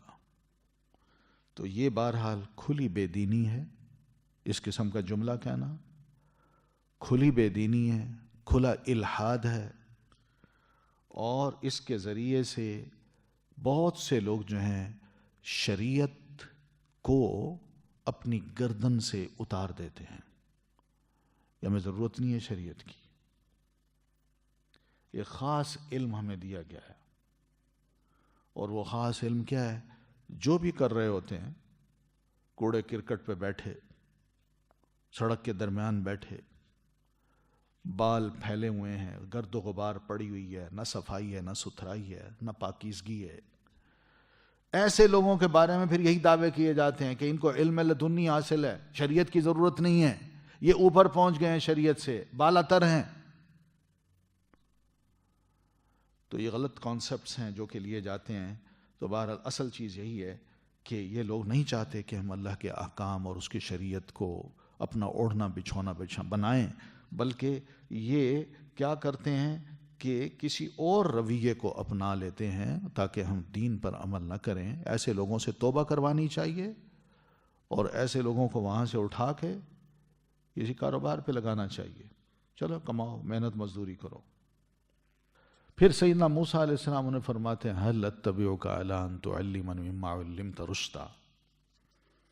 تو ان کا ٹھیک ہے جناب، آپ آ جائیے، چلیے میرے ساتھ، مگر یہ بات یاد رکھیے کہ آپ کا علم جو ہے اور میرے پاس جو علم ہے وہ اللہ کے علم کے مقابلے میں قطرے کی حیثیت رکھتا ہے.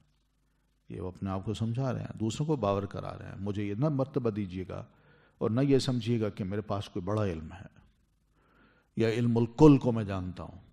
ہاں، آج تو بڑے بڑے دعوے کیے جاتے ہیں نا، وہ کہتے ہیں عالم الکل فی الکل، یعنی جتنا بھی علم ہے اس کا عالم ہے، اور جتنے بڑے بڑے علماء ہیں ان سب سے بھی بڑا عالم ہے. عالم الکل فی الکل، یہ ٹائٹل دے دیا جاتا ہے.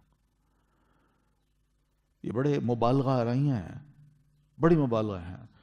تو سیدنا موسیٰ علیہ الصلاۃ والتسلیم اب ان کو فالو کرتے ہیں. فالو کرنے سے پہلے وہ یہ کہتے ہیں کہ انک لن تستطیع معی صبرا وکیف تصبر علی ما لم تحط به خبرا.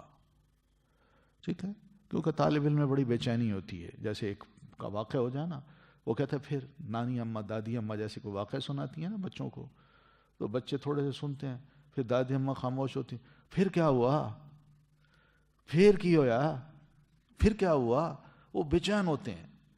تو یہ جو بے چینی ہے مجھے لگتا ہے کہ آپ کے اندر بھی وہی ہے. چل کے آئے آپ، علم سیکھنا چاہتے ہیں، اور آتے ہی آپ نے یہی بات کر دی ہے کہ میں آپ سے علم سیکھنا چاہتا ہوں.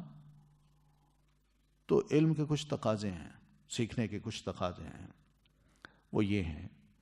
وہ فرماتے ہیں کہ پہلی بات تو یہ کہ آپ صبر نہیں کر سکیں گے. وہ کہتے ہیں میں صبر کروں گا.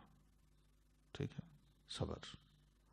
اس لیے کچھ علماء یہ کہتے ہیں، وہ کہتے ہیں میں نے ان کے ساتھ پتہ نہیں اتنا لمبا سفر کیا، کئی دن کا، لیکن ان سارے دنوں میں میں خدمت کرتا رہا آپ کی، مگر میرے شیخ نے مجھے سوائے ایک حدیث کے کوئی اور علم نہیں دیا. ایک حدیث کے. یہ بھی ہوتا ہے، صابر بننا پڑتا ہے. تو اسی میں ہم دیکھتے ہیں ماضی کی یہی تاریخ دیکھتے ہیں کہ لوگ جو ہے نا اسی علم کو سیکھنے کے لیے بڑے صبر کا مظاہرہ کرتے ہیں اور دور دراز علاقوں میں بھی جاتے ہیں. صحابہ کرام خود گئے ہیں. ایک مسئلہ درپیش آیا، ایک صحابی تھے عقبہ بن عامر رضی اللہ عنہ، ان کی شادی ہوئی، مکہ میں رہتے تھے اور نبی علیہ السلام مدینہ میں تھے. مکہ میں اپنے گھر میں آرام سے بیوی کے ساتھ رہ رہے ہیں. تو اتنے میں خاتون آئی، کوئی بلیک خاتون تھی، وہ عقبہ کو ملنے آئی کہ عقبہ کو اس نے دودھ پلایا ہوا تھا کہ بیٹا ہے چل اس سے مل لوں. تو ملنے آئی، انہوں نے ویلکم کیا، بٹھایا، کھانا کھلایا، جو خدمت تھی وہ کرنا تھی کی. تو جب جانے لگیں تو پوچھا یہ بیٹی تم کس کی بیٹی ہو؟ دلہن سے پوچھا. اس نے کہا میں فلاں کی بیٹی ہوں. ان کا تم وہ تو نہیں ہو؟ کہاں؟ ان کا میں نے تمہیں بھی دودھ پلایا ہوا ہے. عقبہ کیا مجھے بھی دودھ پلایا، اس کو بھی پلایا؟ واقعی؟ نہیں ایسی بات ہے. وہ کہہ کے چلی گئی. وہ سیدنا عقبہ بن عامر رضی اللہ تعالیٰ عنہ اتنے اپسیٹ ہوئے، یار یہ کیا ہے، یہ بات صحیح بھی ہے کہ نہیں. اب یہ مسئلہ، وہ تو چلی گئی، اب میں کیا کروں؟ فوراً اونٹ لیتے ہیں، سوار ہو کے مدینہ آتے ہیں اور نبی علیہ الصلوۃ والسلام کی خدمت میں حاضر ہو کے یہ دیکھیے علم ہے، علم سیکھنے کے لیے، صرف یہ مسئلہ پوچھنے کے لیے چل پڑتے ہیں. یہ نہیں یار کوئی بات نہیں یار، ایک کالی عورت ہے، ٹھیک ہے اس نے مجھے تو دودھ پلایا تھا، اس کو کیا پتا، ایسی کہہ گئی ہے. بندہ اپنے آپ کو تسلی دے کے بیٹھ جائے اور ذرا غور کرے تو یار پتہ چلتا ہے یہ تو دودھ پیتی بہن ہے میری، میں نے اس کو بیوی بنا کے رکھا ہوا ہے. ادھر ضمیر یہ ملامت کرتا ہے. وہ جناب اٹھے اور چلے گئے، مدینہ پہنچے، نبی علیہ السلام کی خدمت میں عرض کی اللہ کے رسول یہ ہوا ہے. آپ نے فرمایا فارغہ، علیحدہ ہو جاؤ اس سے. کہتے ہیں میں نے عرض کیا اللہ کے رسول ہو سکتا ہے وہ جھوٹ بولتی ہو. آپ نے فرمایا کیف وقد قیلا، تم یہ کیسے کہہ سکتے ہو جب اس نے یہ بات کہہ دی ہے. کیونکہ دودھ پلانے والی خاتون جو ہوتی ہے اس کو پتا ہوتا ہے کہ میں نے کس کی بچی کو دودھ پلایا، کس کے بچے کو دودھ پلایا. اور عرب ورلڈ میں یہ عام عادت تھی کہ بچوں کو دے دیتے تھے، عورتیں آتی تھیں لے جاتی تھیں، دودھ پلایا، پھر اس کے بعد وہ واپس کیا، پھر دوسرے کا بچہ لے لیا، اس کو دودھ پلایا. اب بچے کا تو پتا ہے، لیکن بچی کا جب اس نے کوائری کی تو کہنے کہ میں نے تمہیں دودھ پلایا. تو یہ بس فیصلہ دیا آپ نے ایک عورت کے کہنے پہ، گھر توڑ دیا آپ نے کہ تم دونوں رضائی بہن بھائی ہو، نہیں تم علیحدہ ہو جاؤ اس سے، تمہاری بیوی نہیں ہے وہ تمہاری بہن ہے. جو ہونا تھا وہ ہو گیا، آئندہ یہ کرنا. چھوٹی سی بات کو سیکھنے کے لیے وہاں گئے اور مسئلے کا پتہ چلا تو اس سے پتہ چلا کتنا اہم مسئلہ تھا. ان کا سارا سفر آنے جانے کا اس کی کوئی حیثیت نہیں بنتی اس صرف ایک مسئلے کو جاننے میں، کیونکہ بڑا ویلیو رکھتا ہے یہ مسئلہ. تو جناب یہ سنت رہی ہے اور علماء نے اس سلسلے میں بڑی کتابیں بھی لکھی ہیں رحلہ فی الحدیث پہ. یہ حدیث کو اکوائر کرنے کے لیے علماء نے بڑے بڑے لمبے سفر کیے ہیں. اس موضوع پر کتابیں بھی لکھی ہوئی ہیں، اگر بھی موقع ملے تو پڑھیں ان کو. امام خطیب بغدادی رحمۃ اللہ علیہ ہیں، ان کی کتاب ہے اسی ٹاپک پہ الرحلہ فی الحدیث، حدیث کی کوائری کے لیے سفر. بڑے بڑے دور دراز سفر کیے ہیں. علماء کی اگر کہانیاں پڑھیں کہ انہوں نے کس طرح سفر کیے ہیں تو کچھ علماء یہ کہتے ہیں کہ سفر میں ہم نے یعنی اتنی بھوک برداشت کی اور اتنی سخت گرمی برداشت کی کہ پیشاب بھی آیا تو خون کا آیا. بل تو دمن مرتین. ایک محدث کہتے ہیں کہ اسی سفر میں میں نے 2 بار خون کا پیشاب کیا، اتنی سخت گرمی تھی. تو یہ بہرحال سنت ہے علم سیکھنے کے لیے باہر جانا، اور اس کی کچھ شرائط بھی ہیں جو انہوں نے عائد کر دی ہیں. وہ کہتے ہیں قال فإن اتبعتنی، یہ آخری آیت جو ترجمے کی ہم نے پڑھی تھی، فإن اتبعتنی، اگر تم نے میرے پیچھے چلنا ہے تو فلا تسألنی، پہلی شرط یہ ہے کہ تم نے مجھ سے کوئی سوال نہیں کرنا. ٹھیک ہے، سوال نہیں کرنا، بس انتظار کرنا ہے جواب کا. ٹھیک ہے، پہلی شرط یہ. استاد کوئی شرط رکھ سکتا ہے شاگرد کے لیے، اور پہلی یہ بات کہی تھی تم صبر نہیں کر سکو گے، انہوں نے کہا جی میں صبر بھی کروں گا. کوئی سوال نہ کرنا، ٹھیک ہے سوال نہیں کروں گا. اور جب موسیٰ علیہ الصلوۃ والتسلیم کو دیکھیں کہ انہوں نے اپنے علم پر ذرا تھوڑا سا اظہار کیا کہ نہیں مجھ سے بڑا کوئی عالم نہیں، تو اس سے ان کو ایک سبق اللہ تعالیٰ نے دیا کہ اپنے علم پر آپ کو تعجب خوش نہیں ہونا چاہیے، بلکہ اس تعجب سے پرہیز کریں آپ. پہلی بات. دوسری بات یہ کہ طلب علم کے لیے انہوں نے سفر شروع کیا.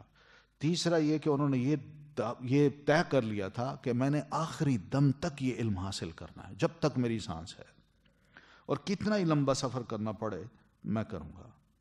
پھر تیسرا یہ کہ وہ آ کے ٹیچر سے درخواست کرتے ہیں میں آپ کا اسٹوڈنٹ بننا چاہتا ہوں، آپ مجھے علم سکھائیے. تو سیدنا خضر علیہ الصلوۃ والتسلیم ان کو ذرا پکا کرنے کے لیے یہ بتاتے ہیں. تو یہ جو پتہ چلتا ہے تو اس میں ایک استاد کا ادب بھی ہے. سیدنا موسیٰ علیہ الصلوۃ والتسلیم انہیں فرماتے ہیں هل اتبعک علی ان تعلمنی مما علمت رشدا. یہ بڑے ادب کے الفاظ ہیں. کیا میں آپ کی پیروی کر سکتا ہوں؟ کیا میں آپ کے پیچھے لگ سکتا ہوں؟ علی ان تعلمنی، اس بات پہ کہ آپ مجھے کچھ سکھائیں. مما علمت رشدا، یہ اس کے علم کا ریگارڈ بھی ہے، عزت بھی ہے کہ جو اللہ تعالیٰ نے آپ کو اچھا علم سکھا رکھا ہے، جو سمجھ بوجھ دے رکھی ہے، میں بھی تھوڑی سی سیکھ لوں. اپنی عاجزی اور استاد کا ادب اور احترام، یہ بھی اس سے ملتا ہے. پھر اسی طرح انہوں نے کہا میرے کو کسی حکم کی نافرمانی نہیں کرنی. کہا ٹھیک ہے، صبر کرنا ہے، ٹھیک ہے، جب تک میں نہ بتاؤں ٹھیک ہے. یہ شرطیں ہیں. فانطلقا، تو پھر دونوں چل پڑے. حتی اذا رکبا فی السفینۃ خرقہا، یہاں تک کہ جب وہ دونوں سوار ہوئے کشتی میں، خرقہا، تو انہوں نے سوراخ کر دیا اس میں، یعنی خضر نے سوراخ کر دیا اس کشتی میں. خرق کا مطلب اصل میں ہوتا ہے پھاڑنا، یعنی کشتی کے تختے جب ایک دوسرے کے ساتھ لگے ہوئے ہوں تو ان میں سے کسی ایک کو چیر کے یا نکال کے جدا کر دینا. ٹھیک ہے نا؟ جیسے کپڑے کو پھاڑتے ہیں نا، تو ایسے ان تختوں میں سے کسی ایک تختے کو نکالنا یا الگ کر دینا، اس کو بھی خرق کا لفظ اس کے لیے استعمال ہوا ہے. کیونکہ ایک چیز کیا ہے، ایک فلیٹ چیز ہے نا، اس میں سے کوئی بندہ سوراخ کر دے، اس کو پھاڑ دے، تو اس کو خرق کہتے ہیں. تو قال اخرقتها لتغرق اہلها، تو کہا موسیٰ علیہ السلام نے کیا سوراخ کر دیا آپ نے اس میں تاکہ آپ غرق کر دیں اہلہا، اس کے مالکوں کو یا اس کے سواروں کو. لقد جئت شیئا امرا، یقیناً آپ لائے ہیں ایک چیز بڑی عجیب. یہاں عجیب کی بات کی ہے، یہ نہیں کہا بڑی نقصان دہ یا انتہائی ناپسندیدہ. یہ عجیب کام کیا آپ نے، یعنی یہ پہلا کام تھا نا. تو سیدنا موسیٰ علیہ السلام لگتا ہے کہ کچھ معاملے کو سمجھ رہے ہیں کہ ہے کوئی عجیب سا کام ان کا، کچھ ہے صحیح بات، لیکن بظاہر ٹھیک نہیں کیا. ایک تو لوگوں نے ہمیں مفت میں سوار کر دیا، جانتے ہیں ہمیں، اور دوسرے کہ ہم بزرگ ہیں داڑھیوں والے. کیا لوگ کہیں گے کہ یار ایک لوگوں کا یہی کام ہوتا ہے، دوسروں کو چیزوں کو نقصان دینا. ایک تو ہم نے عزت کی اور دوسرا یہ کہ انہوں نے ہماری قدر نہیں کی. تو موسیٰ علیہ السلام اپنی جگہ بالکل بجا تھے، مگر تقاضا، ادب کا تقاضا یہی تھا کہ جیسے انہوں نے شرطیں رکھی تھیں، سیدنا موسیٰ علیہ الصلوۃ والتسلیم خاموش رہتے، صبر کرتے. مگر بولنا پڑا ان کو، اس لیے کہ نظر آ رہا تھا بھئی یہ کام انہوں نے شروع کر دیا تو یہ تو ہم سب ڈوب جائیں گے. ابھی تو ایک تختہ نکالا ہے، کہیں آگے اور نہ نکال دیں. تو اس لیے سیدنا موسیٰ علیہ الصلوۃ والتسلیم کو بولنا پڑا. وہ بولے، قالا، تو فرمانے لگے، الم اقل، کیا نہیں کہا تھا میں نے، انکا، بے شک تم، لن تستطیع، ہرگز نہ تم استطاعت رکھو گے. کیا میں نے یہ بات نہیں کہی تھی؟ وہی ہوا نا، آپ صبر نہیں کر سکے نا. آخر کچھ پوچھ بیٹھے ہیں نا، کچھ اعتراض کر دیا نا آپ نے، بے صبری کا مظاہرہ کر دیا نا. بہرحال لگتا ہے ایسے ہے کہ تختہ جو نکالا ہے اس سے ابھی کشتی ڈوبنے کے چانسز نہیں تھے.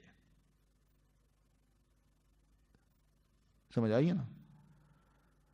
تو اس وجہ سے انہوں یہ کہا کہ آپ صبر، دیکھا نہیں کر سکے. قالا، کہا موسیٰ علیہ السلام نے، لا تو آخذنی، نہ تم مواخذہ کرو میرا. بھئی آپ بات کو بھی تو سمجھے نا، میں جو کہہ رہا ہوں اس کو سمجھے. میں نے اپنی آنکھوں سے جو دیکھا مجھے واقعی بڑا عجیب سا لگا، تو میں نے اس لیے کہہ دیا. اب آپ اتنی سختی کر رہے ہیں، ٹھیک ہے چلے میں کہتا ہوں میں بھول گیا، لیکن اتنا بھی نہ کیجئے کہ میرے ہر بات میں نا آپ اتنی سختی کریں. میں نے نہیں کہا تھا تمہیں، دیکھا نا تم صبر نہیں کر سکے نا. یہ لفظ استاد کے شاگرد کے لیے بڑے سخت ہوتے ہیں. سمجھ آئی نا؟ تو یہ چیز بھی بہرحال سیدنا بعض اوقات طلبہ بول پڑتے ہیں کہ جناب آپ بڑی سختی کرتے ہیں، اور سختی ہونی چاہیے. بعض مزاجوں پر ایسی سختی اثر کرتی ہے. تو بہرحال پھر بھی سیدنا موسیٰ علیہ الصلوۃ والتسلیم کا دل کتنا کھلا ہے. وہ کہتے ہیں ٹھیک ہے میں بھول گیا تھا، مانتا ہوں، لیکن آپ اس بھول پہ میرا مواخذہ نہ کریں، کہ مجھے یہ لفظ نہ کہیں اور باقی یہ کہ میں جو بھی کہتا ہوں نا آپ اس معاملے میں بڑے سخت ہیں، اس میں مجھے اتنا نہ دبائیے. طلبہ کو ذرا موقع دیجیے، وہ سوال کر لیا کریں، کوئی بات سمجھ نہ آئے تو پوچھ لیتے ہیں، اتنی سی بات ہے. تو بہرحال یہ تو انہوں نے کہا، لیکن بات اصل جو تھی وہ اصولی تھی. دیکھیں آپ نے مجھے فالو کرنا ہے، صبر کرنا ہے، سوال بالکل نہیں کرنا جب تک کہ میں خود نہ بتا دوں. فانطلقا، پھر دونوں وہ چلے، حتی اذا لقیا، یہاں تک کہ جب وہ دونوں ملے، غلامن، ایک لڑکے کو، فقتلہ، تو اس نے قتل کر دیا اس کو. اب وہ یہ لڑکا، غلام کا لفظ ہے لیکن اس غلام سے پتہ یہ چلتا ہے کہ آگے جو اس کا رزلٹ وہ خود جواب دے رہے ہیں نا، تو اس سے یہ پتہ چلتا ہے کہ یہ غلام بالغ تھا، بالغ لڑکا تھا، بڑا لڑکا تھا. تو ایسے بڑے کو بھی کہہ دیتے ہیں، بزرگ کہہ دیتے ہیں چھوٹے کو، اپنی سی چھوٹی عمر کا ہو لیکن ہو بڑا، اس کو کہہ دیتے ہیں غلام ہے. ٹھیک ہے نا؟ جیسے نبی علیہ الصلوۃ والتسلیم کو معراج کے سفر میں کہیں آدم علیہ السلام نے یا سیدنا ابراہیم علیہ السلام نے غلام کا لفظ کہا ہے، مرحبا بالاخ الغلام. تو غلام کا لفظ جو ہے نا وہ بولا جا سکتا. انہوں نے پکڑا اس کو، گردن مروڑی، قتل کر دیا. ٹھیک ہے؟ تو یہ جو بزرگ ہوتے ہیں نا، بزرگ بعض اوقات ان کو مہارت بھی ہوتی ہے بعض چیزوں کی، کہ شے کو کس طرح پکڑنا ہے اور کیسے اس کو آرام سے ختم کرنا ہے. ٹھیک ہے؟ ہم تو سمجھتے ہیں نا اپنی طاقت کا مظاہرہ، دو چار گھونسے لگائیں تو بندے کے دانت توڑ دیں، شاید اس سے کافی ہو جائے گا، بھاگ جائے گا. ایسا نہیں ہوتا. جو تجربہ کار میدان میں لڑنے والا ہوتا ہے نا، اس کو پتہ ہے کہ یہ نیا ہے، میں نے اس کو کس طرح بچھاڑنا ہے، کیسے قابو کرنا ہے. ریسلنگ دیکھتے ہیں نا آپ، تو اس میں آپ کو پتہ ہوگا کہ کس طرح ایک تجربہ کار جو ہے وہ اپنے سے، اپنے مد مقابل کے ساتھ لڑتا ہے اور کیسے اس کو شکست دیتا ہے. تو خیر یہ تو بات تھی. سیدنا خضر علیہ السلام نے اس لڑکے کو پکڑا، اس کی گردن مروڑی، آسانی سے قتل کر دیا. بس جو ہی وہ قتل ہوا تو ظاہر ہے ایک بڑا ہولناک قسم کا منظر تھا. اور موسیٰ علیہ الصلوۃ والتسلیم جیسے آدمی، اللہ کے رسول، وہ اس بات کو کیسے گوارا کر سکتے ہیں؟ یار یہ علم ہے؟ یعنی کیا میں کیا سیکھ رہا ہوں؟ یعنی ایک جرم ہے، اس جرم پہ میں کیسے خاموش رہ سکتا ہوں؟ تو وہ فوراً بولتے ہیں اقتلت نفسا زکیۃ، آپ نے قتل کر دیا ایک ایسی جان کو جو پاک تھی، بغیر نفس، جس نے کسی جان کو قتل نہیں کیا تھا کہ اس کے بدلے میں قتل کیا جاتا. تو یہ کوئی قاتل ہو اس کو نفس زکیہ نہیں کہتے، یعنی وہ پاک نہیں ہوتا. وہ قاتل ہوتا ہے نا، اس کو قتل کرنا ہے اس کے بارے میں، لیکن جس نے کبھی قتل ہی نہیں کیا تو وہ مراد ہے. یہ نفس، یہ مراد نہیں ہے کہ وہ اندر سے مومن تھا کوئی، مراد یہ ہے کہ اس نے کوئی قتل ہی نہیں کیا تھا، آپ نے اس کو بغیر قتل کے جرم کے ایسے قتل کر دیا. وہ تو اس جرم کا تھا ہی نہیں، مجرم تھا ہی نہیں. یقیناً لقد جئت شیئا نکرا، آپ تو بڑی زبردست انتہائی ناپسندیدہ بات لے آئے ہیں. یعنی آپ نے جو میرے سامنے مظاہرہ کیا ہے، یعنی ایک بندے کو قتل کر دیا، بے قصور انسان جس کی کوئی غلطی نہیں، کھیل رہا تھا اپنے یاروں دوستوں کے ساتھ، اس کو آسانی سے آپ نے قتل کر دیا. اور سیدنا موسیٰ علیہ السلام یہ بھی جانتے ہیں، ان کی شریعت میں یہ بات تھی. تو سیدنا موسیٰ علیہ الصلوۃ والتسلیم اس قسم کی کام کو دیکھ کے کیسے چپ رہ سکتے تھے؟ تو بہرحال یہ پھر ان کی ایک وہی بات ہے، بے صبری تھی. اب جب انہوں نے یہ سوال کیا تو اب ان کا لہجہ ذرا بدل جاتا ہے، سخت ہو جاتا ہے. اگلا لہجہ جو ہے نا، وہ لفظ پڑھے، قال الم اقل لک، یہ لہجہ سخت ہے. قال الم اقل لک انک لن تستطیع معی صبرا. اگر پچھلی آیت دیکھیں جہاں سیدنا موسیٰ علیہ الصلوۃ والتسلیم نے ایک بار سوال کر لیا تھا تو انہوں نے کہا تھا قال الم اقل انک، وہاں لکا نہیں ہے، ذرا غور کریں اس پہ، پچھلی آیت پہ دیکھیں تو وہاں یہ نہیں ہے قال الم اقل انک ہے نا، یہ ہے الم اقل لک. ٹھیک ہے، پہلا لہجہ ذرا نرم ہے، کیا میں نے نہیں کہا تھا، بس. ٹھیک ہے، پہلا لہجہ یہ ہے. اب یہ لہجہ ہے کیا میں نے تمہیں نہیں کہا تھا، ہے نا. تو یہ ایک تاکید کی گئی تھی، شرط رکھی گئی تھی کہ آپ نے کوئی سوال مجھ سے نہیں کرنا، صبر کرنا ہے. تو پہلی بھول ہو گئی، اب یہ دوسری تھی. تو اس دوسری میں ذرا شدت سی ہے. استاد کو غصہ آ گیا ہے، انسان ہے. قال الم اقل لک، کیا نہیں میں نے کہا تھا. لم اقل، لم کا کیا فائدہ ہوتا ہے؟ لم کس معنی میں آتا ہے؟ ماضی کی نفی کے لیے. یعنی یوں ہوتا ہے کہ فعل مضارع جو ہے اس کا معنی ماضی میں کر دیتا ہے. لم جب آتا ہے، یہ تھا اقول، لم اقل، اقل کیا تھا؟ اقول. تو اقول لم ویسے بھی ایسا حرف ہے جو جازم ہے، جزم دیتا ہے. تو لم اقول کہیں نا، لام کو جزم دے گا نا، تو لم اقول کہیں تو ذرا لمبا عجیب سا لگتا ہے، تو واو بھی اڑا دی، لم اقل. ٹھیک.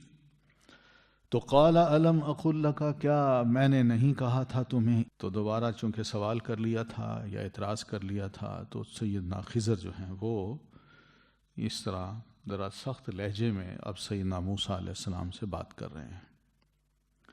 قال، سیدنا موسیٰ علیہ السلام نے فرمایا ان سألتک، اگر میں سوال کروں آپ سے، عن شیئن کسی چیز کے بارے میں، بعدہا بعد اس کے.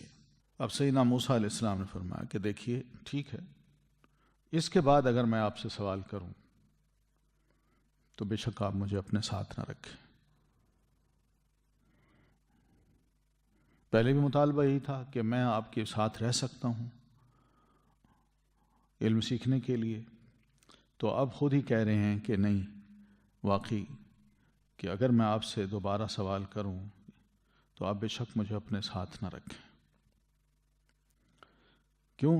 قد بلغت من لدنی عذرا، کیونکہ آپ اب ایسے مقام پہ پہنچ گئے کہ میرے لیے اب کوئی عذر نہیں چھوڑا آپ نے، یا میں نے کچھ سوال ایسے کر دی ہیں 2 مرتبہ جو اب کوئی گنجائش نہیں چھوڑتے کہ اگر میں تیسری دفعہ سوال کروں تو اب میں آپ کے ساتھ رہوں یا آپ مجھے اپنے ساتھ رکھیں.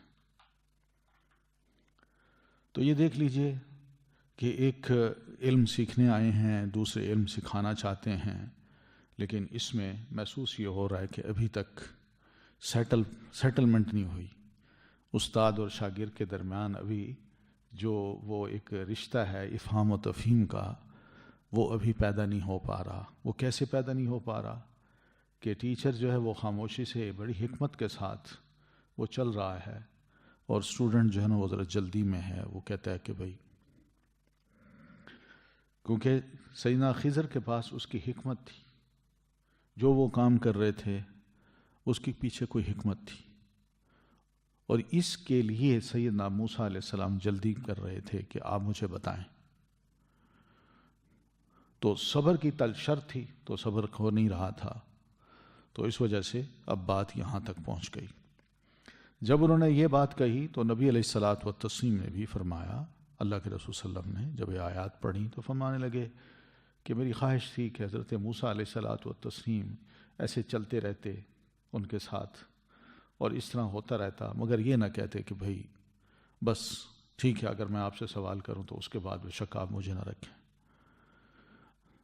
یہ دیکھیں نا، نبی علیہ الصلاۃ والتسلیم کا یہ ارشاد بھی باور کراتا ہے کہ آپ کے اندر بھی ایک بڑا انٹرسٹ پیدا ہوا کہ آخر کیا کیا چیزیں تھیں، کیا حکمت ہو سکتی ہے اس میں، کہ حضرت موسیٰ علیہ الصلاۃ والتسلیم کے اندر اگر اتنی خواہش ہے تو پیارے نبی صلی اللہ علیہ وسلم نے بھی یعنی یہ سب کچھ پڑھ کے اس کے بعد اپنی خواہش بھی ظاہر کر دی کہ میری بڑی خواہش تھی کہ سیدنا موسیٰ علیہ الصلوۃ والتسلیم چلتے رہتے اور ہمارے لیے چیزیں نمایاں ہوتی جاتی، حکمت پتہ چلتی جاتی.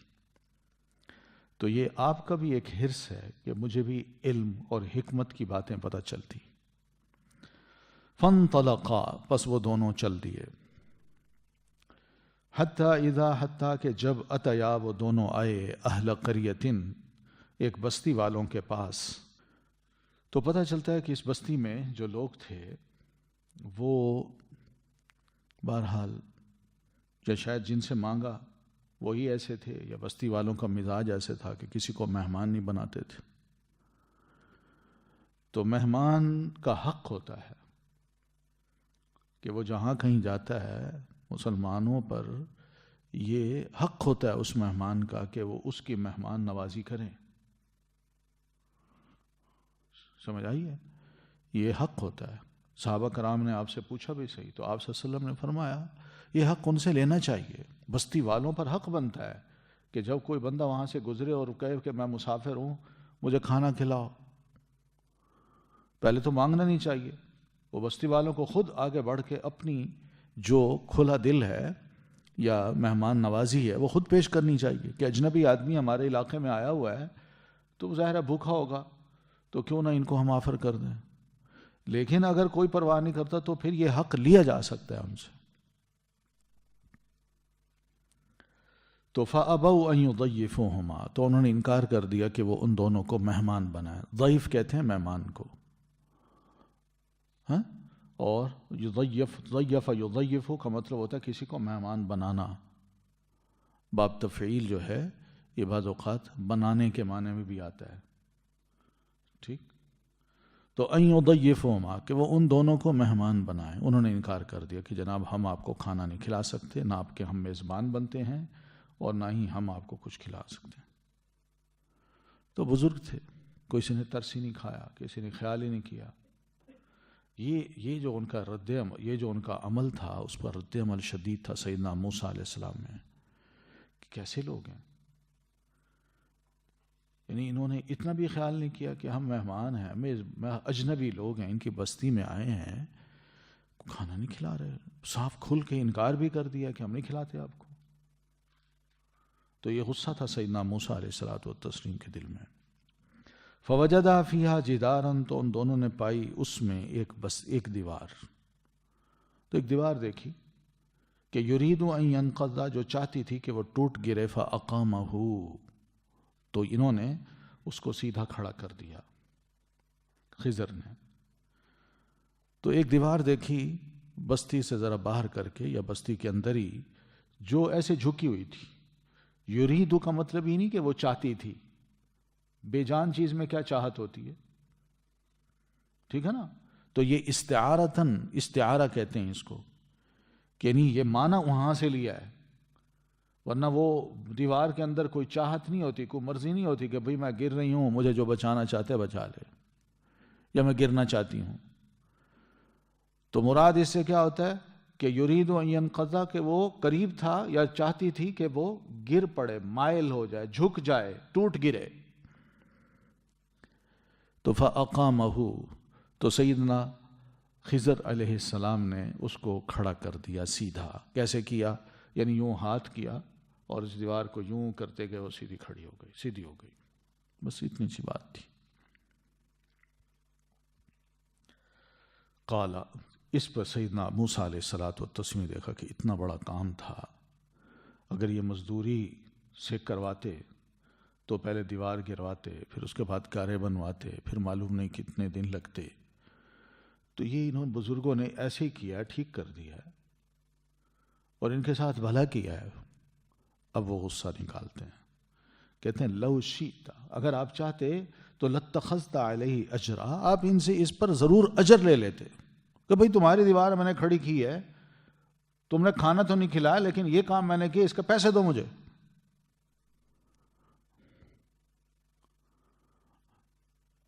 تو سیدنا خضر علیہ الصلوۃ والتسلیم پھر اب کچھ نہیں کہتے، اب فرماتے ہیں قال ھذا فراق بینی و بینک، انہوں نے کہا یہ جدائی ہے، یہ ہے جدائی درمیان میرے اور درمیان آپ کے.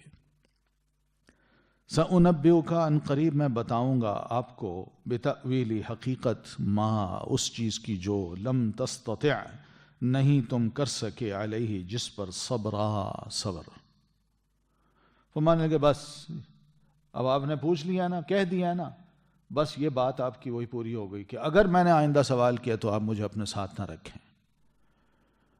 تو بس آپ کا یہ کہنا تھا کہ اس سے میرے اور آپ کے درمیان جدائی ہو گئی. ھذا فراق بینی و بینکم. ہاں باقی یہ ہے کہ اب میں آپ کو بتاتا ہوں جس کے لیے میں نے آپ کو کہا تھا صبر کریں. اب میں آپ کو بتاتا ہوں وہ حقیقت جس پہ آپ صبر نہیں کر سکے. اب سنیے حقیقت. اب یہی بڑی دلچسپ پہلو ہے کہ یہ بھی کہہ دیا کہ جناب اب آپ اور میں جدا جدا. اب آپ کو بس صرف وہ حقیقت پتہ چل جانی چاہیے تاکہ آپ کل کو مجھے یہ نہ کہیں کہ دیکھیں جی میں نے سوال کیے تھے وہ تو بڑے جینون سے تھے، سیدنا خضر علیہ السلام خام خواہ غصے ہوئے یا مجھے الگ کر دیا. اب سنیے. اما السفینۃ رہی کشتی فکانت تو تھی وہ کشتی جس کو میں نے تختہ اس کا اکھیڑا تھا، توڑ دیا تھا. کشتی کے جو تختہ میں نے توڑا تو اصل بات یہ تھی کہ وہ چند مسکین بچے تھے، نوجوان تھے، یہ ان کی ملکیت تھی. وہ مزدوری کرتے تھے، ایک کنارے سے دوسرے کنارے پر لوگوں کو لاتے لے جاتے تھے، ان کو مل جاتا تھا کچھ. تو یہ کشتی چونکہ ذرا تھوڑی سی نئی لگ رہی تھی تو میں نے چاہا کہ میں اس کو عیبدار کر دوں. عیبدار اس لیے کروں کہ پیچھے وَكَانَ وَرَاءَهُمْ، یہ جدھر جا رہی تھی تو ادھر ایک بادشاہ تھا، اس علاقے کا ایک بادشاہ تھا. وہ کیا کرتا تھا؟ یأخذ کل سفینۃ، ہر وہ جو کشتی وہاں سے گزرتی تھی اور بطور خاص جو نئی ہوتی تھی اس کو ظلم اور جبر سے لے لیا کرتا تھا. تو میں نے اس کو عیبدار کر دیا تاکہ وہ اس کو دیکھے اور کہے نہیں جانے دو اس کو، یہ کشتی میرے کام کی نہیں ہے. یہ وجہ تھی. پتہ چل گیا کہ بعض اوقات انسان کسی شے کو دیکھتا ہے نا تو ایک اپنے پہلو سے سوچتا ہے لیکن حقیقت کچھ اور ہوتی ہے. تو یہ کوئی پتہ نہیں چلتا. بندہ ایک ہی دفعہ دیکھ کے نا اپنا ایک ری ایکشن ظاہر کرتا ہے لیکن اس کے پیچھے حقیقت کیا ہے وہ بندہ نہیں جانتا. یہاں بھی ذرا تھوڑا سا اسی قسم کی قصہ ہے کہ سیدنا موسیٰ علیہ الصلوۃ والتسلیم کو بتا رہے ہیں کہ بھئی کشتی توڑی تھی تو اس کی وجہ یہ تھی. اب اس وجہ کو سن کے یقیناً سیدنا موسیٰ علیہ الصلوۃ والتسلیم کے دل میں یہ بات بیٹھی ہوگی کہ بات بالکل درست ہے، میں نے جلدی کی. یہ اصل حکمت تھی. اب سمجھ آئیے انہوں نے کشتی کا پھٹا کیوں توڑا تھا. ٹھیک ہے. وَأَمَّا الْغُلَامُ، اور رہا لڑکا، فَكَانَ، تو تھے، أَبَوَاهُ، والدین اس کے، مُؤْمِنَيْنِ، دونوں مومن.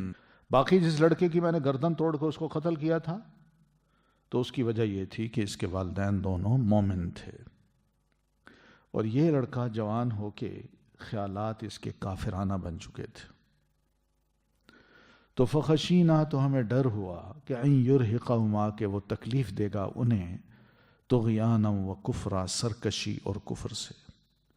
کہ والدین کی اکلوتی اولاد اس کی محبت میں آ کے ہو سکتا ہے کہ یہ بیٹا اپنے والدین کو کہتا کہ کفر کرو، اور والدین بچے کی محبت میں آ کے یہ سب کچھ کر بیٹھتے. تو ہمیں اس بات کا ڈر تھا، تو اس وجہ سے اس لڑکے کو قتل کیا گیا.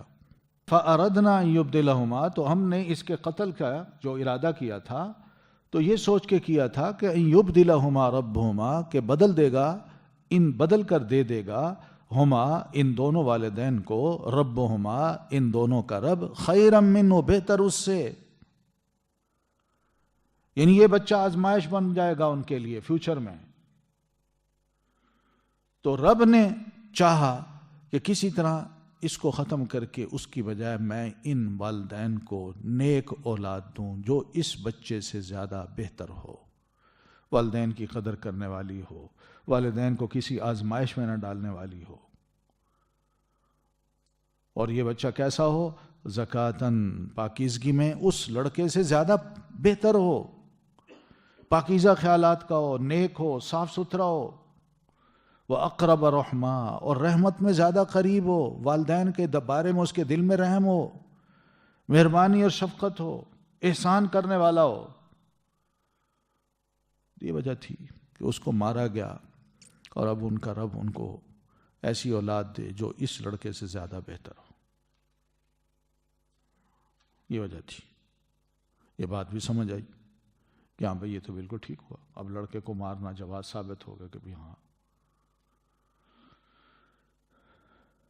باقی یہ نہ سمجھیے گا کہ فیوچر کے جو معاملات ہیں وہ تو پھر ان کو پتہ چل گئے نا سیدنا خضر کو کہ اس لڑکے نے فیوچر میں ایسے ہونا تھا، اس لیے اس کو مارا گیا ہے، اور بعد میں اللہ تعالیٰ اس کی بجائے ان کو وہ اولاد دے گا جو نیک ہوگی، اس سے بہتر ہوگی، تو اس طرح والدین کسی آزمائش میں نہیں پڑیں گے۔ بات فیوچر کی ہے، مگر جیسے نبی کی ہم بات کر رہے تھے کہ یہ نبی ہیں، تو اللہ تعالیٰ اس نبی کو غیب کی، کو فیوچر کی کچھ غیب کی خبریں بتا سکتے ہیں، تو اس میں کون سی ایسی بات ہے کہ جس کو ہم اتنا بڑھا چڑھا دیں کہ سیدنا خضر علیہ الصلاۃ والتسلیم ہو، یا ہر نبی جو ہے وہ رسول جو ہے یا ولی جو ہے وہ فیوچر کی، مستقبل کو بھی سب کچھ جانتا ہے؟ صرف اسی معاملے میں بس اللہ تعالیٰ نے ان کو آگاہ کر دیا تھا، ورنہ موت اور زندگی تو وہ مالک نہیں ہے۔ وَأَمَّا الْجِدَارُ، اور رہی دیوار، فَكَانَ، تو وہ تھی، لِغُلَامَيْنِ، دو لڑکوں کی، یتیمین، جو دونوں یتیم تھے، فی المدینۃ، شہر میں۔ پھر فرمایا کہ دیوار جس کو میں نے سیدھا کیا تھا اس کے پیچھے حکمت یہ تھی کہ یہ دو یتیم لڑکوں کی تھی۔ یتیم کا لفظ لڑکوں کے ساتھ لگایا جائے گا تو کیا مطلب ہوگا؟ چھوٹے بچے تھے، نابالغ بچے، اور یہ شہر میں رہتے تھے، یتیم تھے، اور اس دیوار کے نیچے ایک خزانہ تھا، کچھ رقم، کچھ سونا چاندی کا ڈھیر رکھا ہوا تھا، لہما، ان دونوں بچوں کے لیے، وکان ابوہما صالحا، اور ان دونوں بچوں کا باپ بڑا نیک تھا، وہ فوت ہو گیا ہے۔ وہ فوت ہونے سے پہلے اپنے بچوں کے لیے خزانہ چھوڑ گیا، جس کو اس دیوار کے تلے دبا دیا گیا ہے، اور یہ دیوار کھڑی کر دی گئی ہے تاکہ یہ بچے جب بڑے ہوں تو اس دیوار کو ہٹا کے اپنا مال نکالیں اور اپنا وقت گزاریں۔ یہ باپ نے بندوبست کیا تھا۔ تو نظر یہ آ رہا تھا کہ یہ دیوار گر جاتی تو شاید پھر لوگ اس خزانے کو پاتے اور اٹھا لیتے اور بچے محروم ہو جاتے، تو میں نے اس لیے اس دیوار کو ٹھیک کیا۔ کوئی اس میں اجرت لینے کی کوئی ضرورت نہیں تھی، یتیموں سے اجرت لیتا میں، یا شہر والوں کے اس دیوار سے ساتھ کیا دلچسپی تھی؟ اصل جو چیز یہ تھی کہ ان یتیم بچوں کے مال کا محفوظ کرنا تھا، وہ میں نے کر دیا، ایک نیکی کا کام ہے۔ تو اس میں یہ بات یہ بھی پتہ چلتی ہے کہ اگر والد نیک ہو اور وہ فوت ہو جائے تو اللہ اس کی نیکی کا بدلہ اس کی اولاد کا بھی کو بھی دیتا ہے، اور اللہ تعالیٰ بچوں کا پھر خیال بھی کرتا ہے۔ یہاں دیکھیے بچے ہیں، انہیں بھی پتہ نہیں ہے کہ اس دیوار ہمارا خزانہ کہاں رکھا ہے، لیکن کس طرح اللہ تعالیٰ نے غیبی مدد کی ہے کہ ان کا مال، ان کا پیسہ محفوظ کروا دیا سیدنا خضر علیہ السلام سے، تاکہ یہ بالغ ہو کے پھر اپنا پیسہ نکالیں اور اپنا خرچ کریں۔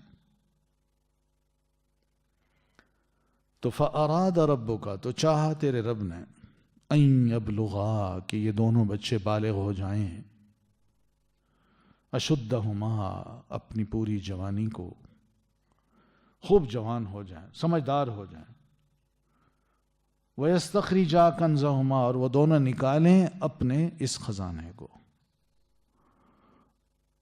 تو بس اس وجہ سے دیوار کو کھڑا کیا ہے. بچے ابھی چھوٹے ہیں، دیوار گر جاتی تو لوگ اس کو لیٹ جاتے، تو اس دیوار کو کھڑا کیا تاکہ یہ سامان محفوظ رہے، اور بچے جب جوان ہو جائیں تو خود اپنی سمجھ بوجھ سے اس خزانے کو نکالیں اور اپنا کاروبار کریں. رحمت من ربک، یہ سب کو تیرے رب کی طرف سے بطور رحمت ہے. اللہ کی مہربانی ہے کہ نیک باپ تھا تو اللہ تعالیٰ نے مہربانی یہ کی کہ اس کے بچوں کا خیال کرنے کے لیے یہ دیوار کو مجھ سے سیدھا کروایا، بس اور کچھ نہیں. وما فعلت عن امری، میں نے نہیں کام کیا یہ اپنی رائے سے، بلکہ اللہ کے حکم سے کیا. میرا کوئی اس میں اختیار نہیں ہے، کوئی میری اپنی ذاتی رائے نہیں ہے، اپنی اون پہ میں نے نہیں کیا، اللہ کے حکم تھا. ذالک تأویل، یہ ہے اصل حقیقت ان تمام کاموں کی جو میں نے کیے اور جن پر تم سوال کر رہے تھے، اور سوال جلدی جلدی کر رہے تھے اور صبر نہیں کر رہے تھے آپ. ذالک تأویل ما لم تستطع علیہ صبرا. ٹھیک ہے، تو یہ ایک واقعہ ہے جو قرآن مجید میں بڑا اہم ہے، اور اللہ تعالیٰ نے اس کو اس صورت میں اس لیے ذکر کیا ہے کہ اس کا تعلق پچھلے جو واقعات ہیں ان کے ساتھ بھی ہے. وہ جو ہم نے باغ کا پڑھا تھا نا، باغ کے دو دوست باغ میں گئے، ہے نا، تو اس میں ہم نے محسوس کیا تھا کہ ایک غریب ہے لیکن نیک ہے، اور دوسرا مالدار ہے مگر خیالات کا اچھا نہیں ہے. ٹھیک ہے، تو اس کا تعلق اس واقعے سے کس طرح بنتا ہے، ذرا غور کریں.